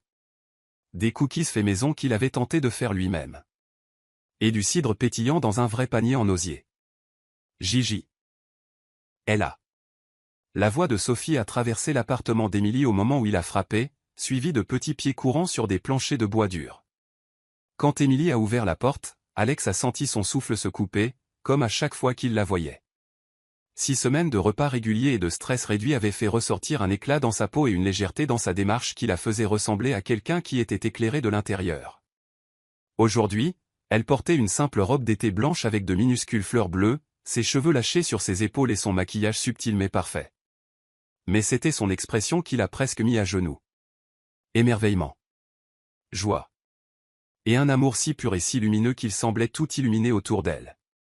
Quelqu'un est excité, a-t-elle dit en riant alors que les 2 jumelles s'attachaient aux jambes d'Alex comme de petites moules enthousiastes. On part en grande aventure, a annoncé Lily. Sa timidité habituelle oubliée dans son excitation. Maman a dit qu'on peut jouer dans le grand parc avec les grands toboggans et nourrir les canards, a ajouté Sophie, et faire un pique-nique comme dans les films. Le cœur d'Alex a fait quelque chose de compliqué et de merveilleux en regardant leurs visages tournés vers le haut. Quelque part au cours du mois et demi dernier, ces petites filles étaient devenues la partie la plus brillante de sa semaine. Leur affection inconditionnelle guérissant des parties de lui qu'il n'avait même pas réalisé qu'elles étaient brisées. C'est ça, a-t-il dit, soulevant le panier de pique-nique plus haut sur son bras. On va vivre la meilleure aventure de tous les temps. Mais d'abord, je dois voir si ta maman est prête à venir jouer avec nous. Je suis prête, a dit Émilie, mais Alex a décelé une légère incertitude dans sa voix. C'était leur première vraie sortie au-delà du parc de quartier, leur première fois à s'aventurer dans ce qui ressemblait à un vrai rendez-vous, même avec les jumelles comme chaperons enthousiastes. Le parc principal de la ville était à 20 minutes en voiture de l'autre bout de la ville, un vaste espace vert avec plusieurs aires de jeu, des sentiers de randonnée et un grand étang où les familles amenaient souvent les enfants pour nourrir les canards et les cygnes. Alex l'avait choisi spécifiquement parce qu'il offrait assez de variété pour divertir les jumelles pendant des heures, mais aussi parce qu'il avait des aires de pique-nique isolées où il pourrait trouver le courage de dire à Émilie ce qu'il ressentait pour elle.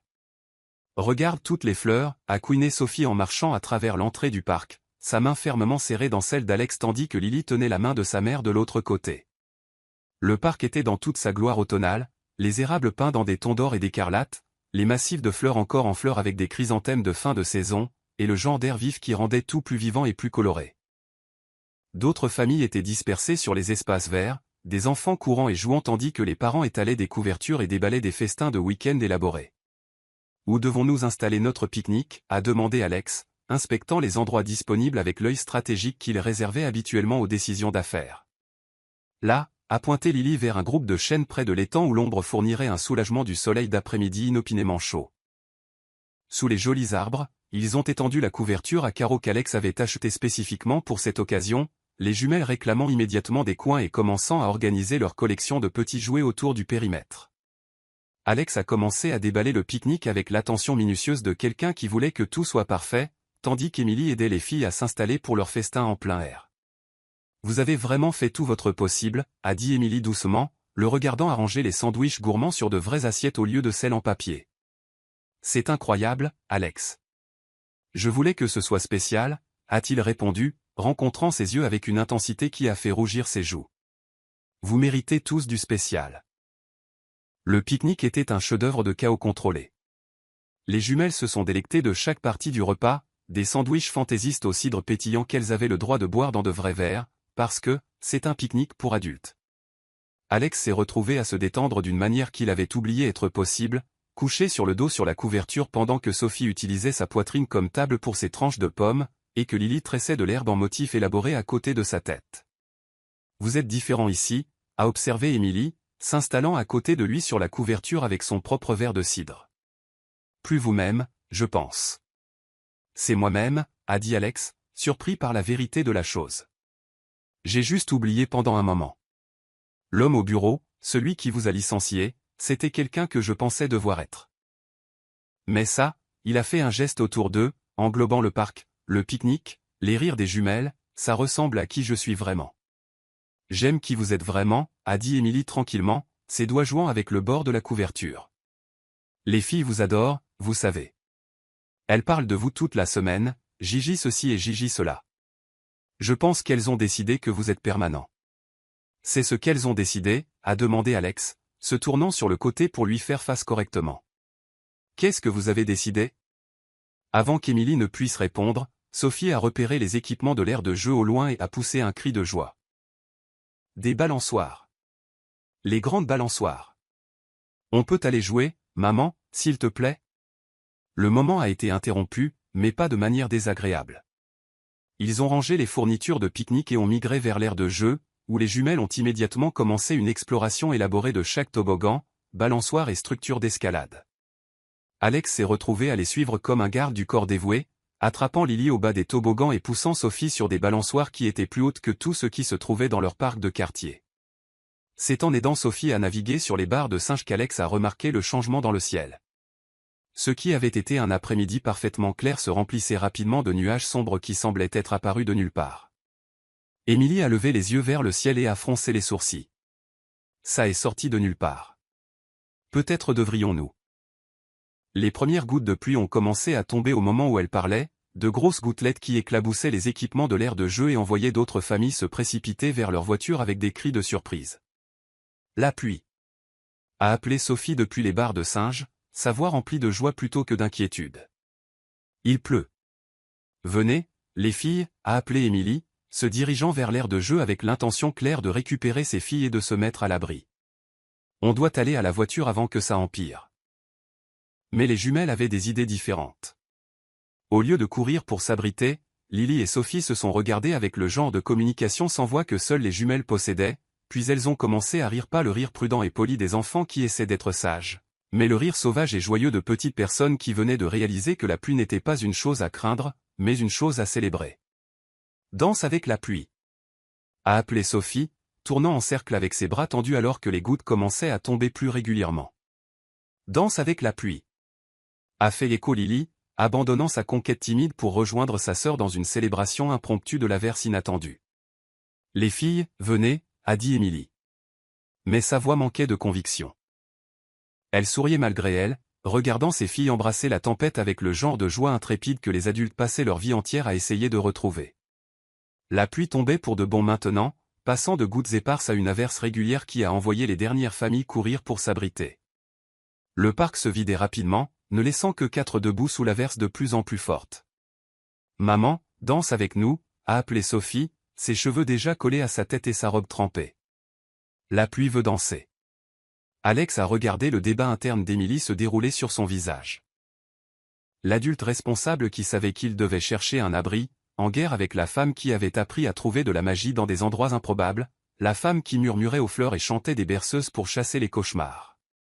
Et puis, comme si elle prenait une décision qui changerait tout, Émilie est entrée sous la pluie. Elle a bougé lentement au début, gênée, ses mains tendues pour attraper les gouttelettes qui trempaient rapidement sa robe d'été. Mais alors que les jumelles acclamaient et tendaient la main vers elle, quelque chose a changé dans son expression. Le contrôle prudent qu'elle maintenait s'est dissous, remplacé par quelque chose de sauvage et de beau, et complètement libre. « Allez, Gigi » a appelé Lily, sa voix à peine audible au-dessus du son de la pluie sur les équipements de l'aire de jeu. « Danse avec nous. » Alex s'est tenu au bord de l'aire de pique-nique couverte, regardant les 3 personnes les plus importantes de son monde tourner et rire sous la pluie, et a senti quelque chose de fondamental bouger à l'intérieur de sa poitrine. C'était le moment, a-t-il réalisé, le choix entre l'homme qu'il avait été et l'homme qu'il voulait devenir. Il est entré dans la tempête. La pluie était chaude malgré l'air frais, trempant sa chemise coûteuse et ses cheveux parfaitement coiffés en quelques secondes. Mais alors que Sophie attrapait une main et que Lily attrapait l'autre, alors que le rire d'Émilie retentissait pur et joyeux à travers le parc vide, Alex a découvert qu'être trempé jusqu'aux os n'avait jamais autant ressemblé à voler. Ils ont dansé en cercle, tous les 4, tournant et trébuchant et riant jusqu'à ce que leur côté leur fasse mal.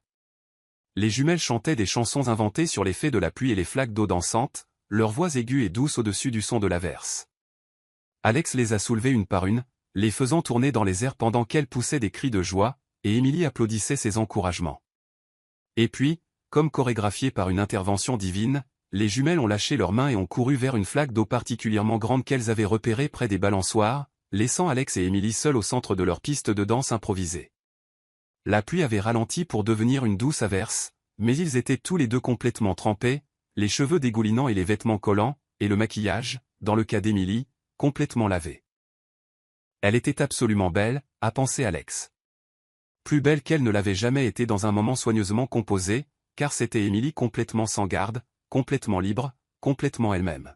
« Salut » a-t-elle dit doucement, réalisant soudain qu'ils se tenaient très près l'un de l'autre au milieu d'un parc vide, les rires de leurs enfants fournissant une bande sonore à ce qui ressemblait au moment le plus important de sa vie.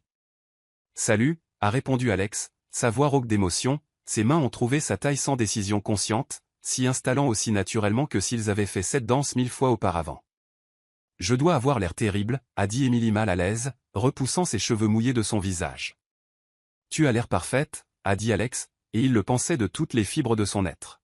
« Tu as l'air absolument parfaite. » Ils ont commencé à bouger ensemble, ne dansant pas vraiment, mais se balançant au rythme de la pluie et de leur propre battement de cœur.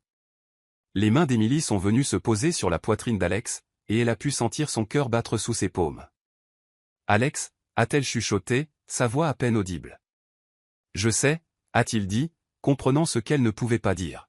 « Je sais que c'est compliqué. Je sais que je suis la dernière personne qui devrait être ici avec toi. Mais Émilie, je t'aime » a-t-elle dit soudainement, les mots s'échappant avant qu'elle ne puisse les arrêter. « Je t'aime, et je ne sais pas quand c'est arrivé ou comment c'est arrivé. Mais je t'aime. J'aime la façon dont tu es avec les filles, et j'aime la façon dont tu me fais sentir que je vaux quelque chose de plus que juste survivre. Et je suis terrifié, parce que je ne peux pas me permettre de me tromper à ce sujet. » La réponse d'Alex a été de prendre son visage dans ses mains et de l'embrasser doux et désespéré sous la pluie chaude. C'était leur premier baiser, mais il a eu l'impression de rentrer à la maison après une vie d'errance. Émilie s'est fondue en lui, ses bras s'enroulant autour de son cou, et pendant un moment, le reste du monde a complètement disparu. Quand ils se sont séparés, tous les 2 respirant fort, Alex a reposé son front contre le sien. « Je t'aime aussi » a-t-il chuchoté. « Je t'aime tellement que ça me fait peur.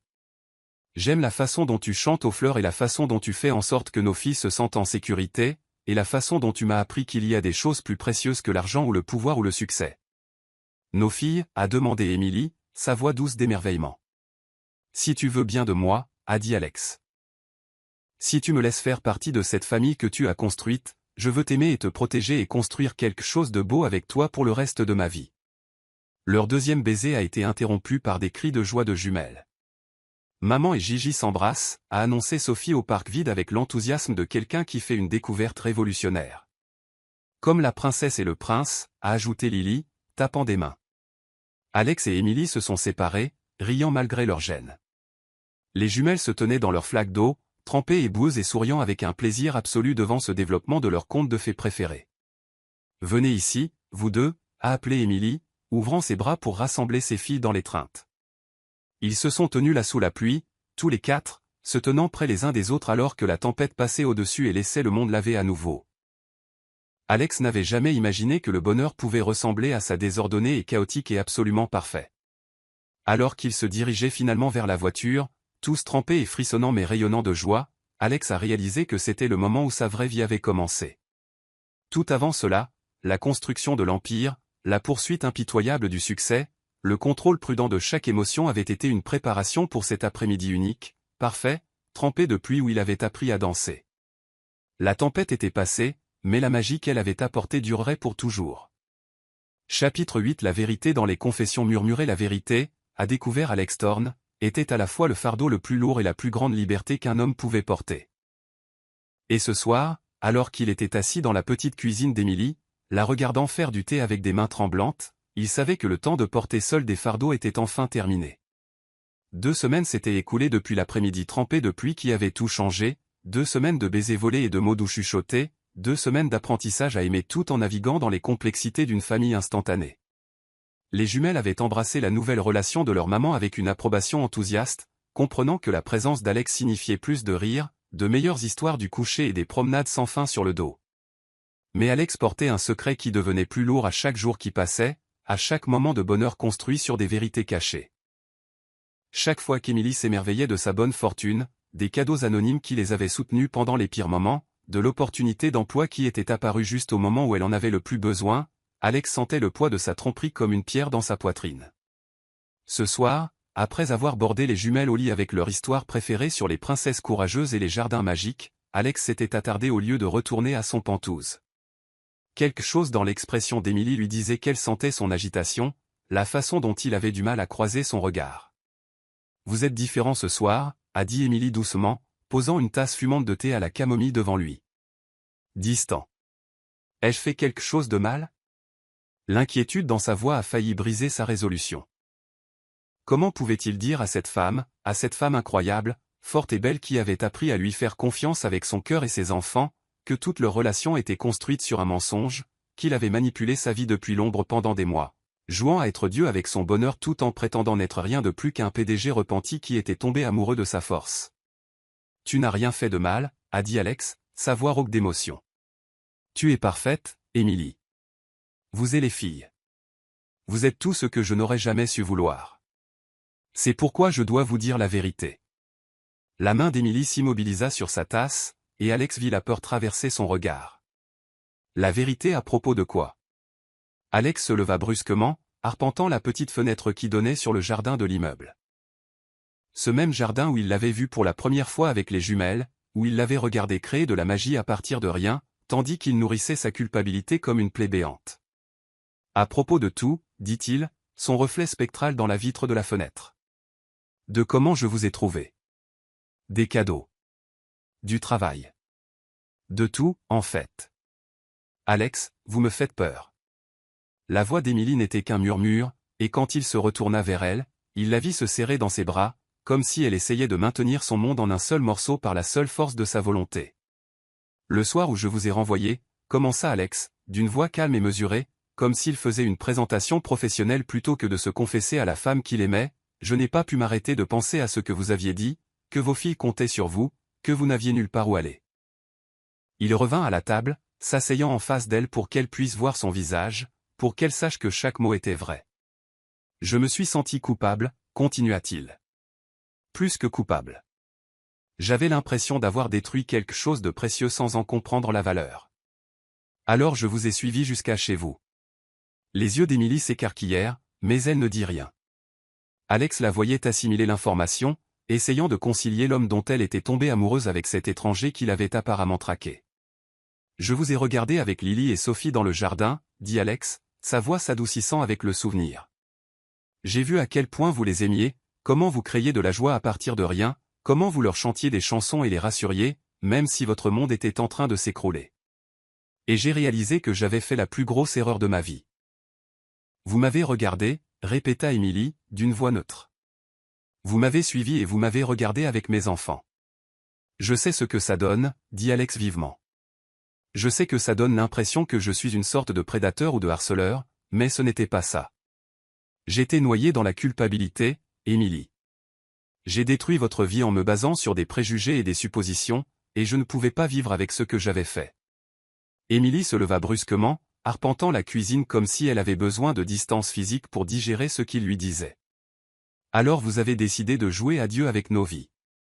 C'est ce que vous êtes en train de dire?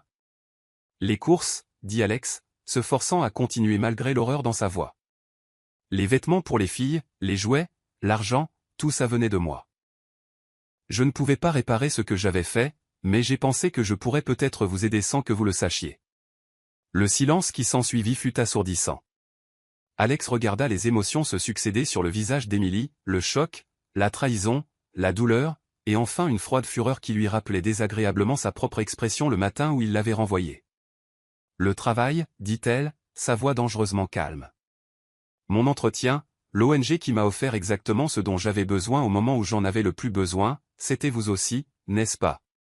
Alex hocha la tête, incapable de faire confiance à sa voix. À quel point, demanda Émilie. À quel point avez-vous contrôlé ma vie? Quelle part de notre bonheur est réelle, et quelle part n'est qu'un de vos dons de bienfaisance? Les sentiments sont réels, dit Alex désespérément, se levant et se rapprochant d'elle. Tout ce qu'il y a entre nous, tout ce qu'il y a avec les filles, c'est tout réel, Émilie. Je ne peux pas feindre la façon dont Sophie s'endort sur mon torse pendant les soirées cinéma, ou la façon dont Lily me demande de vérifier qu'il n'y a pas de monstre sous son lit. Je ne peux pas feindre de vous aimer tellement que c'est comme respirer. Mais vous pouvez feindre tout le reste, apparemment. La voix d'Émilie était froide, mais Alex vit des larmes s'accumuler dans ses yeux. Vous pouvez manipuler toute mon existence, puis vous asseoir ici, me raconter des histoires pour enfants et m'embrasser pour me dire bonne nuit, comme si vous ne tiriez pas secrètement toutes les ficelles.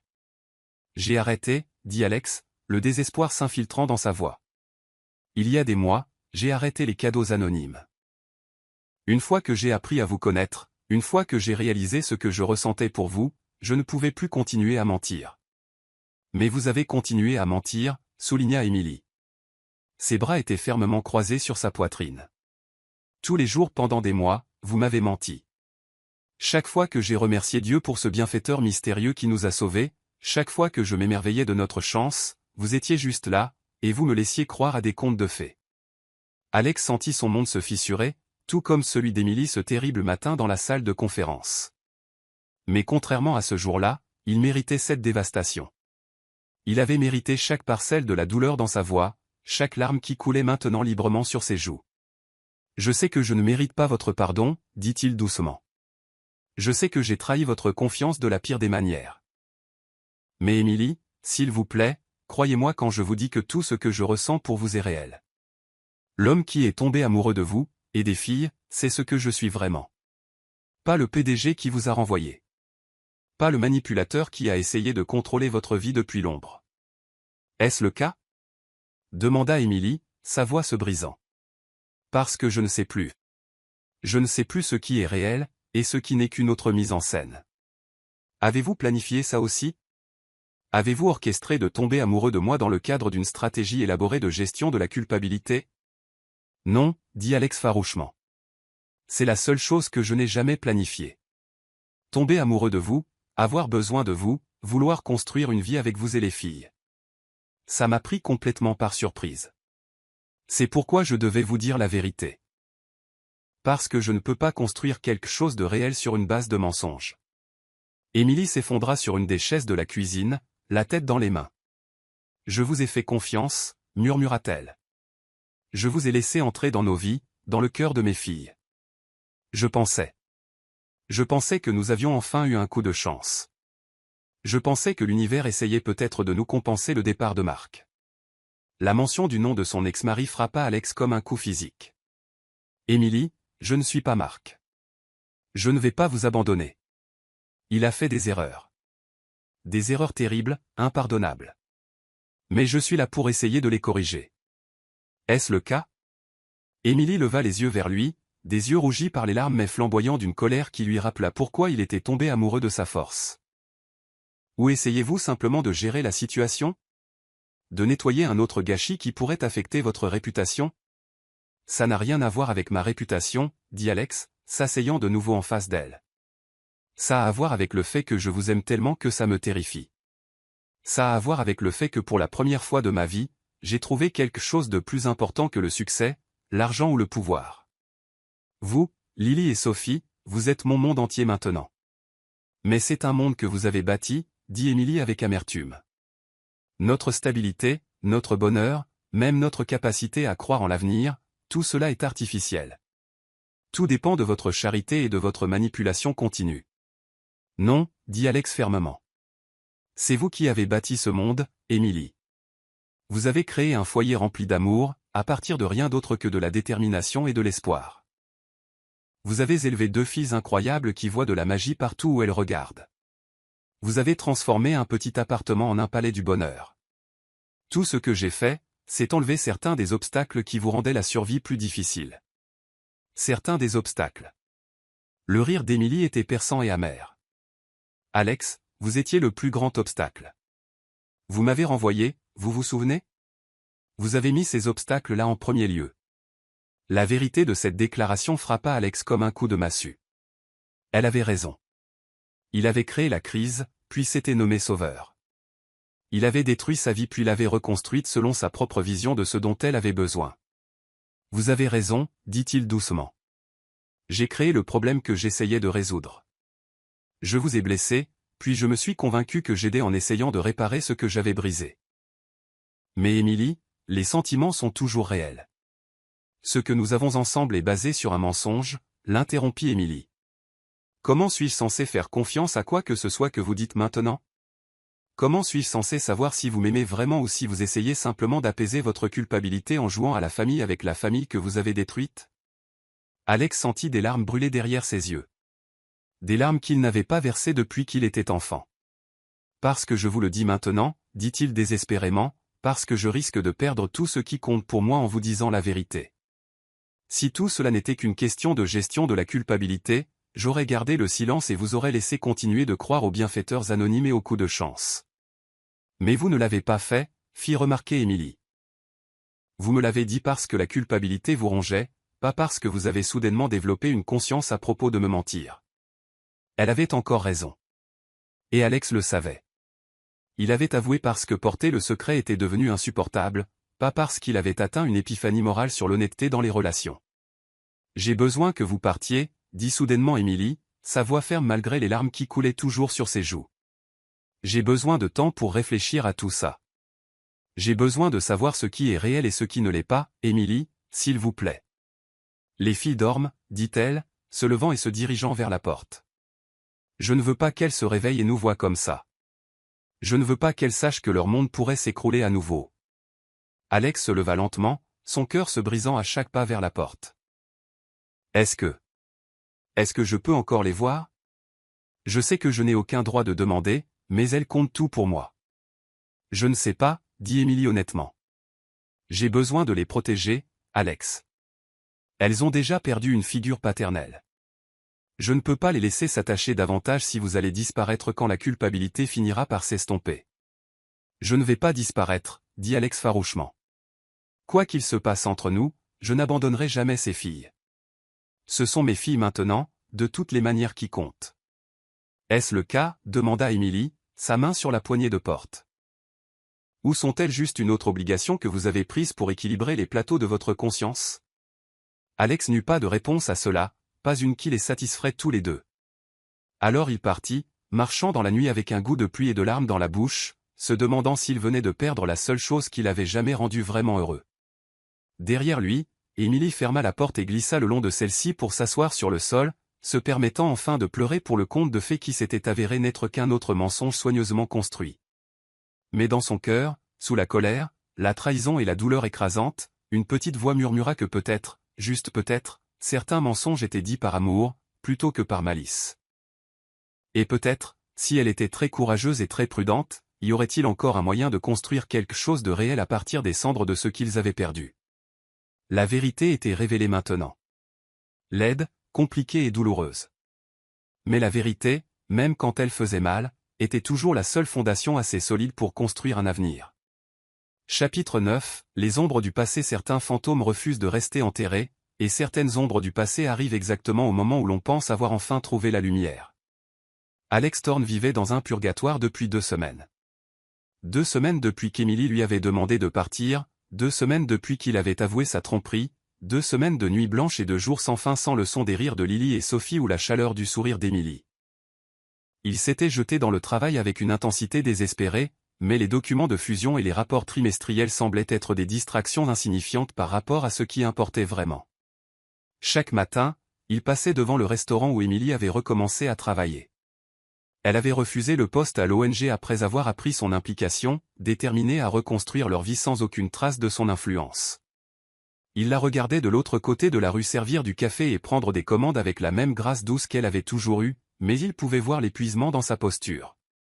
Les jumelles s'épanouissaient, du moins en apparence. Il les voyait pendant leur promenade quotidienne jusqu'à la garderie, leurs petites mains serrées dans celles de leur mère pendant qu'elles bavardaient sur leurs rêves et leurs découvertes. Mais il remarqua que Sophie regardait plus souvent par-dessus son épaule maintenant, comme si elle cherchait une silhouette familière qui n'apparaissait plus sur leur route. La vue de ce dessin l'avait presque mis à genoux, c'est pourquoi, lorsque son téléphone vibra avec un numéro inconnu un mardi matin gris, Alex répondit avec l'espoir désespéré que ce soit Emily qui l'appelle pour lui dire qu'elle était prête à parler. Au lieu de cela, il entendit une voix qu'il ne reconnaissait pas, bien que légèrement pâteuse, avec le genre de ton qui parlait de désespoir et de mauvaises décisions. « Alex Thorne, dit la voix, vous ne me connaissez pas, mais je vous connais. Je sais que vous avez passé du temps avec ma femme et mes filles. » Le sang d'Alex se glaça dans ses veines. « Qui est-ce ? » Marquet, répondit la voix, et Alex put entendre le sourire narquois dans les mots, le mari d'Emily, le père de Lily et Sophie, et il faut qu'on parle. Le rendez-vous fut fixé pour l'après-midi même dans un petit café du centre-ville, le genre d'endroit qui existait dans les zones grises entre les établissements respectables et les repères de voyous. Alex arriva tôt, choisissant une table de coin d'où il pouvait observer l'entrée tout en restant partiellement dissimulé. Il avait contacté son avocat immédiatement après l'appel, et le détective Ramirez de la police de la ville était positionné à une table voisine, se faisant passer pour un client tandis qu'un équipement d'enregistrement captait chaque mot de la conversation qui allait se dérouler. Marquet arriva avec 20 minutes de retard, et la première pensée d'Alex fut que cet homme ne ressemblait en rien au mari et père dévoué qu'Emily avait décrit dans ses souvenirs. Il était grand mais décharné, avec le regard creux de quelqu'un qui avait vécu à la dure pendant des mois. Ses vêtements étaient froissés et tachés, ses cheveux non lavés, et il se déplaçait avec l'énergie nerveuse de quelqu'un qui était soit drogué, soit en manque. « Thorne, dit Mark, se glissant sur la chaise en face d'Alex avec une fausse assurance. Merci d'avoir accepté de me voir, bien que je doive dire que vous n'êtes pas ce à quoi je m'attendais. » À quoi vous attendiez-vous ? Demanda Alex, sa voix soigneusement neutre tandis que ses mains se serraient en poing sous la table. Quelqu'un de plus âgé, je suppose. Avec un air plus désespéré. Mais je peux voir pourquoi Emily a craqué pour vous. Tout cet argent et ce pouvoir l'ont probablement mise en confiance. Le sourire de Mark était laid, prédateur.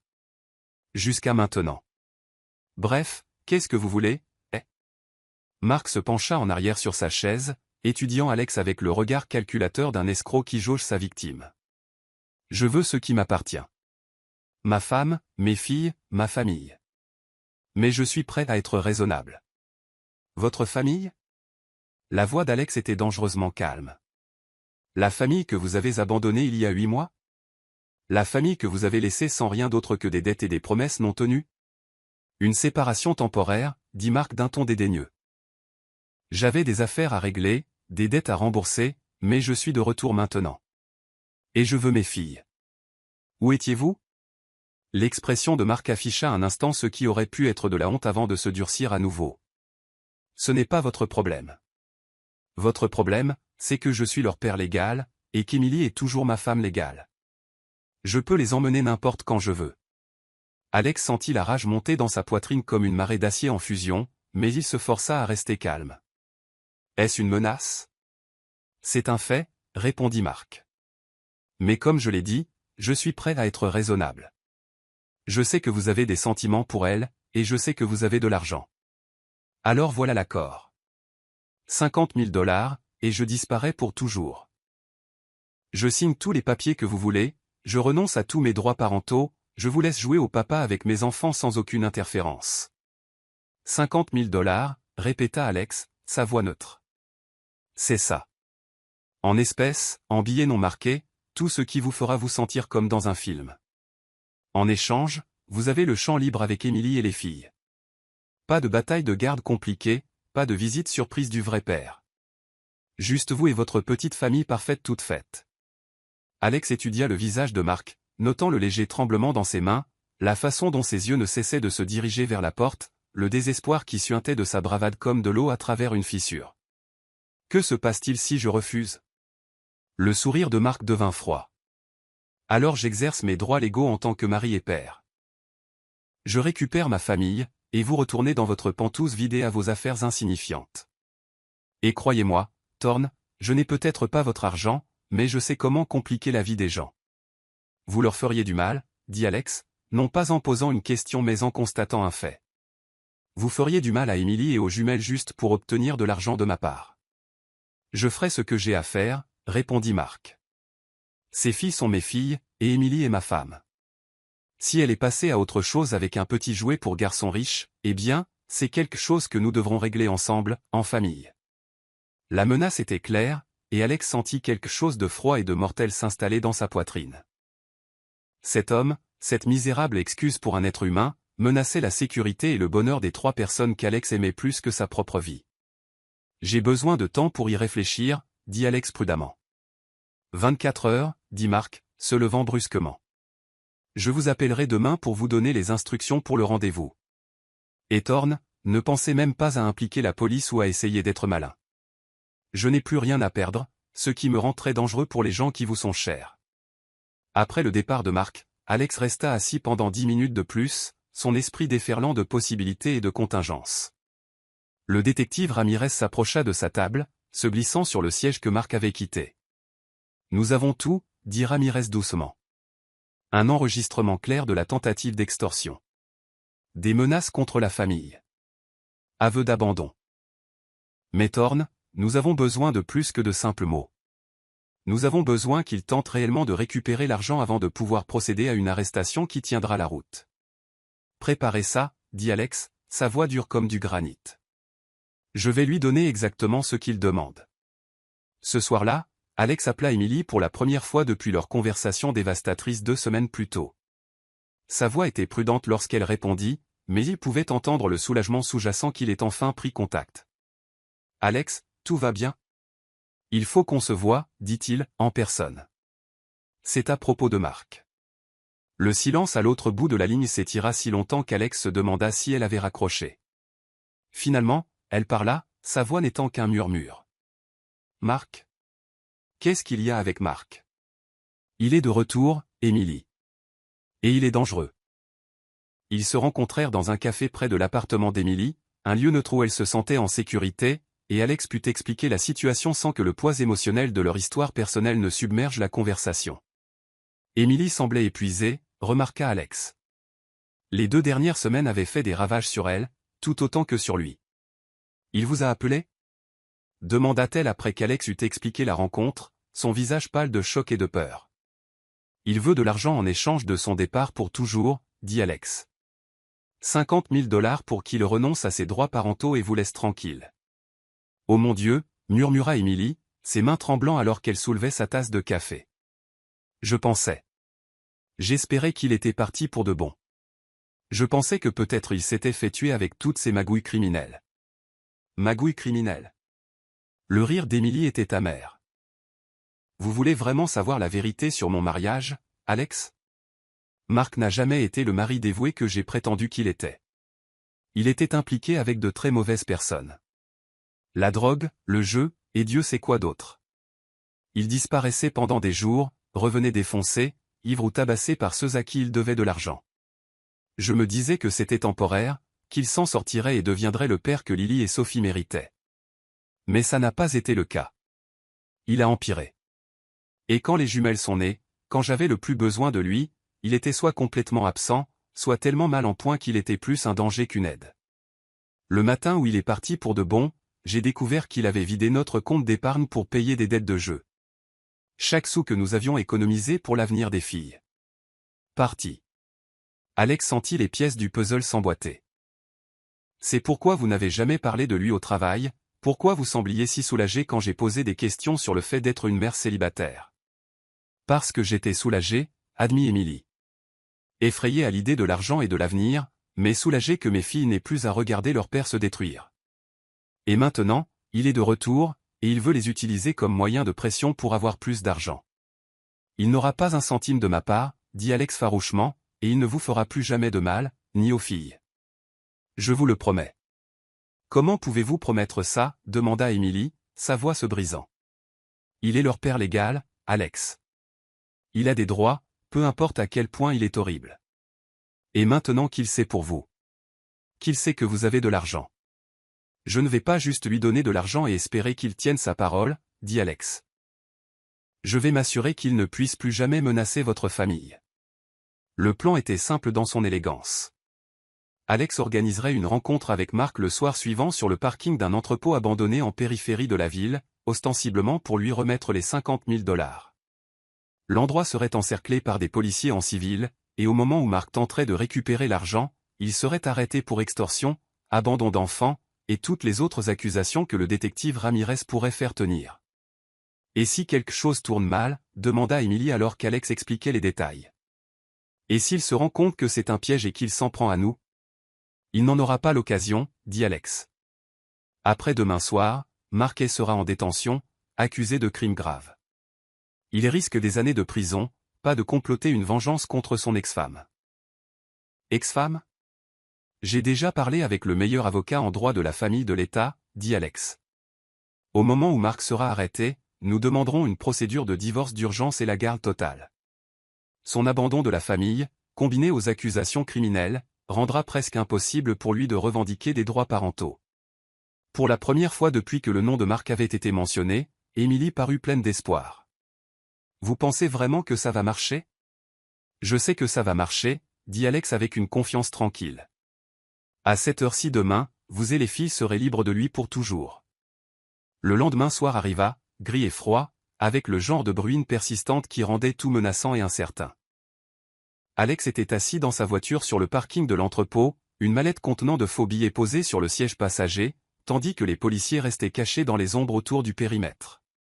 Marc arriva à l'heure exacte, ses mouvements nerveux et paranoïaques alors qu'il s'approchait de la voiture d'Alex.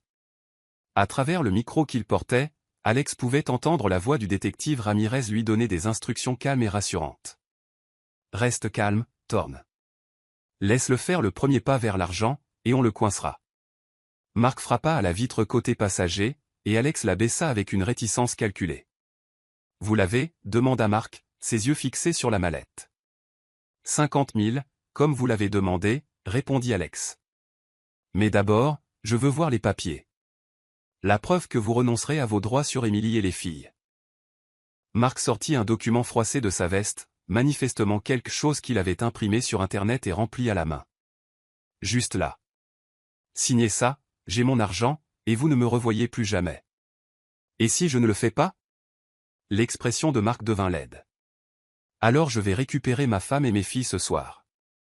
Je leur raconte comment leur nouveau petit ami a essayé de les acheter comme des biens. Je leur rends la vie impossible jusqu'à ce que vous décidiez de payer. Sale type, dit Alex, laissant la colère sincère colorer sa voix. Ce sont des enfants, Marc. Vos enfants. Elles sont mon billet pour l'argent facile, répondit Marc. Maintenant, donnez la mallette. Au moment où la main de Marc toucha la poignée de la mallette, le parking explosa de mouvement. Des policiers sortirent de leur cachette, armes au poing, encerclant Marc avant qu'il ne puisse réagir. Marquet, vous êtes en état d'arrestation pour extorsion, abandon d'enfants et menace au bien-être des mineurs, annonça le détective Ramirez alors que les agents lui menottaient les mains dans le dos. L'expression de choc et de rage sur le visage de Marc était presque satisfaisante, mais Alex ne ressentit aucun triomphe, seulement un soulagement que ce cauchemar soit enfin terminé. Alors qu'ils embarquaient Marc à l'arrière d'une voiture de police, il hurla des menaces et des malédictions qui entraient les rêves d'Alex pendant des semaines. Mais ce n'était plus que des menaces vides, la rage désespérée d'un homme qui n'avait finalement plus personne à blesser ni d'arnaque à monter. 3 heures plus tard, Alex était assis dans la cuisine d'Émilie pendant qu'elle mettait les jumelles au lit, sachant que pour la première fois en 8 mois, elles étaient vraiment en sécurité. L'ombre de Marquet avait été levée de leur vie pour toujours, et le lendemain, elle pourrait commencer le processus de construction de quelque chose de réel, d'honnête et de beau. J'ai apporté toutes vos choses préférées, avait dit Alex, la voix enrouée par l'émotion alors qu'il la tenait serrée contre lui, et je ne m'en vais plus, pas à moins que votre maman me dise de le faire. Maman ne te dira pas de t'en aller, avait dit Lily avec la certitude de quelqu'un qui comprenait les vérités les plus importantes du monde. Elle t'aime. Elle l'a dit aux anges dans ses prières. L'avenir en rose maintenant, par une soirée d'automne fraîche, où l'air contenait le premier soupçon de l'approche de l'hiver, Alex se tenait dans son appartement Penthouse, effectuant les derniers préparatifs pour ce qu'il espérait être la soirée la plus importante de sa vie. Le plan avait pris des semaines à orchestrer, et contrairement à ses précédentes tentatives de gérer le bonheur d'Emily depuis l'ombre, ce plan avait été élaboré avec sa pleine connaissance et sa participation enthousiaste. Suzanne avait été envoyée plus tôt dans l'après-midi avec les jumelles, les emmenant pour ce qu'elle avait décrit comme une aventure spéciale pour filles qui comprenait des manucures dans un salon adapté aux enfants, l'achat de robes de princesse parfaites et un dîner dans leur restaurant préféré. C'était une mission qu'elle avait embrassée avec la dévotion de quelqu'un qui avait vu son patron habituellement au cœur froid se transformer en un homme capable de joie. Monsieur Thorne, lui avait-elle dit alors qu'il lui remettait sa carte de crédit et un itinéraire détaillé, « J'ai travaillé pour vous pendant 8 ans, et je ne vous ai jamais vu aussi heureux.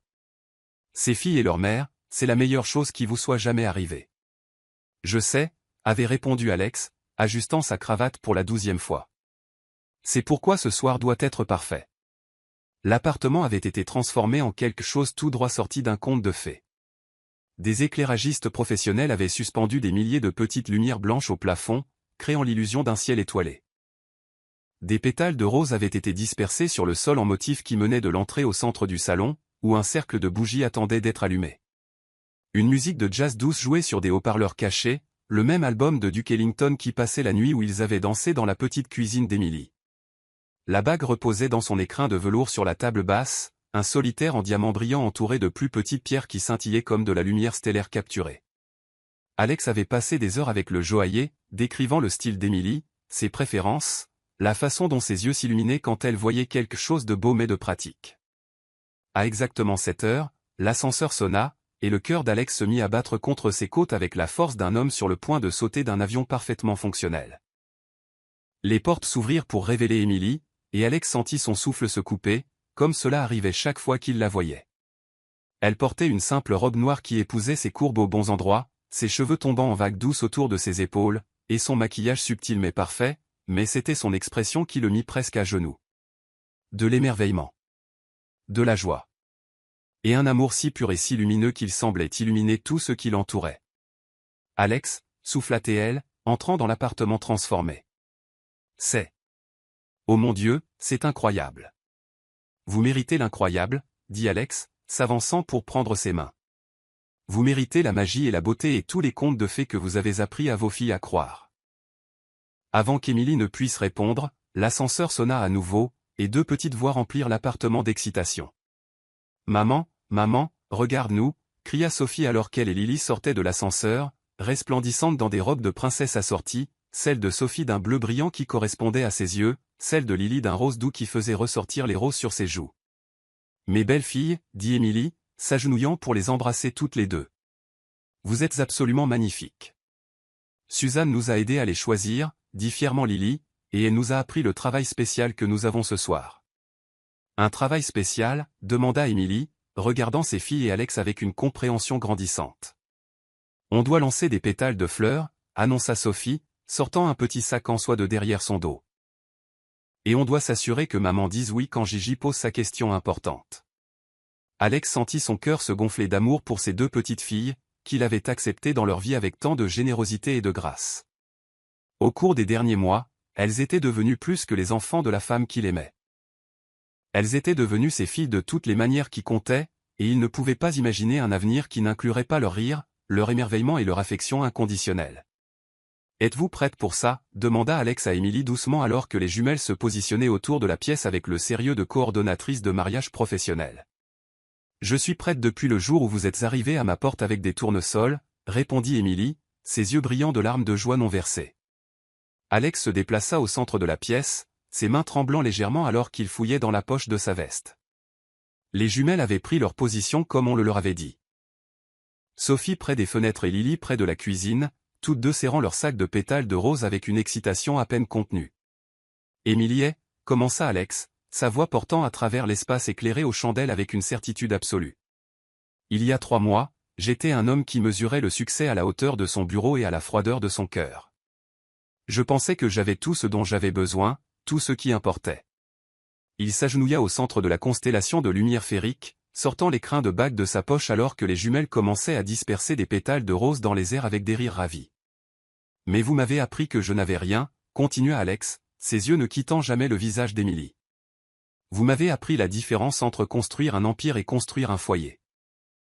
Vous m'avez montré ce que cela signifie d'aimer quelqu'un si complètement que son bonheur devient plus important que votre propre survie. » Des larmes coulaient maintenant librement sur les joues d'Émilie, mais elle souriait avec le genre de joie radieuse qui semblait remplir tout l'appartement de chaleur.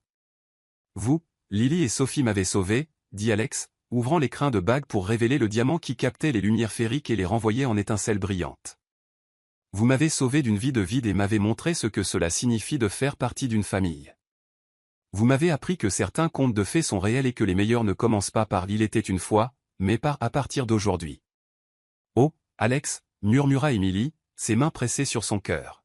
« Je vous aime, » dit Alex, sa voix se brisant d'émotion. « J'aime votre force et votre gentillesse et la façon dont vous trouvez de la magie dans les moments les plus ordinaires. J'aime la façon dont vous chantez aux fleurs et dansez sous la pluie et faites en sorte que nos filles se sentent comme les trésors les plus précieux de l'univers. J'aime la femme que vous êtes et j'aime la famille que nous sommes devenus ensemble. » Il leva la bague, ses facettes captant la lumière de milliers d'ampoules féeriques au-dessus d'eux. « Émilie, voulez-vous m'épouser? Voulez-vous me laisser passer le reste de ma vie à vous aimer, vous, Lily et Sophie? Voulez-vous m'aider à construire quelque chose de beau, de réel et de durable à partir de tout ce que nous avons appris sur la confiance, le pardon et le courage qu'il faut pour choisir l'amour plutôt que la peur? » « Oui, » dit Émilie, sa voix résonnant claire et forte à travers l'espace éclairé aux chandelles. « Oui, oui, 1000 fois oui. » Les jumelles explosèrent de joie, jetant leurs pétales de fleurs restants en l'air alors qu'Alex glissait la bague sur le doigt d'Émilie et se levait pour l'embrasser avec toute la passion, la promesse et la gratitude accablante qui remplissaient son cœur à en déborder. « On va vraiment se marier? » demanda Sophie, sautant sur la pointe des pieds d'excitation. « On va vraiment devenir une famille? » « On va vraiment devenir une famille, » confirma Alex, la soulevant dans ses bras tandis que Lily s'accrochait à sa jambe avec un enthousiasme typique. « On peut vous appeler papa Alex maintenant ?» demanda Lily, sa voix douce d'espoir et d'émerveillement. La réponse d'Alex fut perdue dans l'émotion qui menaçait de le submerger entièrement. Il s'agenouilla pour serrer les 2 filles dans ses bras, les tenant près de lui alors qu'Émilie se joignait à leur étreinte de groupe. « Vous pouvez m'appeler comme vous voulez, » dit-il finalement, « mais j'espère que vous savez que vous m'appeliez Gigi ou papa Alex ou simplement papa, je vous aimerai toutes les deux pour le reste de ma vie. Je vous protégerai et vous soutiendrai et serai là pour chaque genou écorché, chaque mauvais rêve et chaque étape importante, de maintenant et pour toujours. » « Pour toujours et à jamais ?» demanda Sophie avec le sérieux de quelqu'un qui négocie le contrat le plus important de sa jeune vie. « Pour toujours et à jamais », promit Alex. Alors qu'ils se tenaient ensemble au centre de leur appartement de conte de fées, entourés de bougies et de pétales de fleurs et de la promesse de tous les lendemains qu'ils partageraient, Alex réalisa que c'était à ça que ressemblait vraiment le succès. Pas aux réalisations froides de son empire d'entreprise, mais au chaos chaleureux de la vie de famille, pas à l'isolement du pouvoir, mais au magnifique désordre des jouets et des rires et des histoires du soir et des crêpes du dimanche matin. « Je t'aime, future Madame Thorne », murmura Alex à l'oreille d'Émilie alors que les jumelles commençaient à planifier leur mariage avec un enthousiasme élaboré. « Je t'aime aussi, futur papa », répondit Émilie, sa bague captant la lumière alors qu'elle traçait la ligne de sa mâchoire avec des doigts doux. À l'extérieur des fenêtres, la ville s'étendait dans toutes les directions, pleine d'autres personnes vivant d'autres vies et poursuivant d'autres rêves. Mais à l'intérieur de leur cercle de lumière, d'amour et de promesses, Alex et Émilie, Lily et Sophie avaient trouvé quelque chose de plus précieux que toute la richesse et le pouvoir du monde. Ils s'étaient trouvés les uns les autres, et ils avaient trouvé un foyer, et ils avaient appris que les meilleurs contes de fées étaient ceux que l'on écrivait soi-même, un jour à la fois, avec amour et patience et le courage de croire qu'une fin heureuse n'était pas seulement possible, mais inévitable pour ceux qui étaient assez courageux pour la saisir.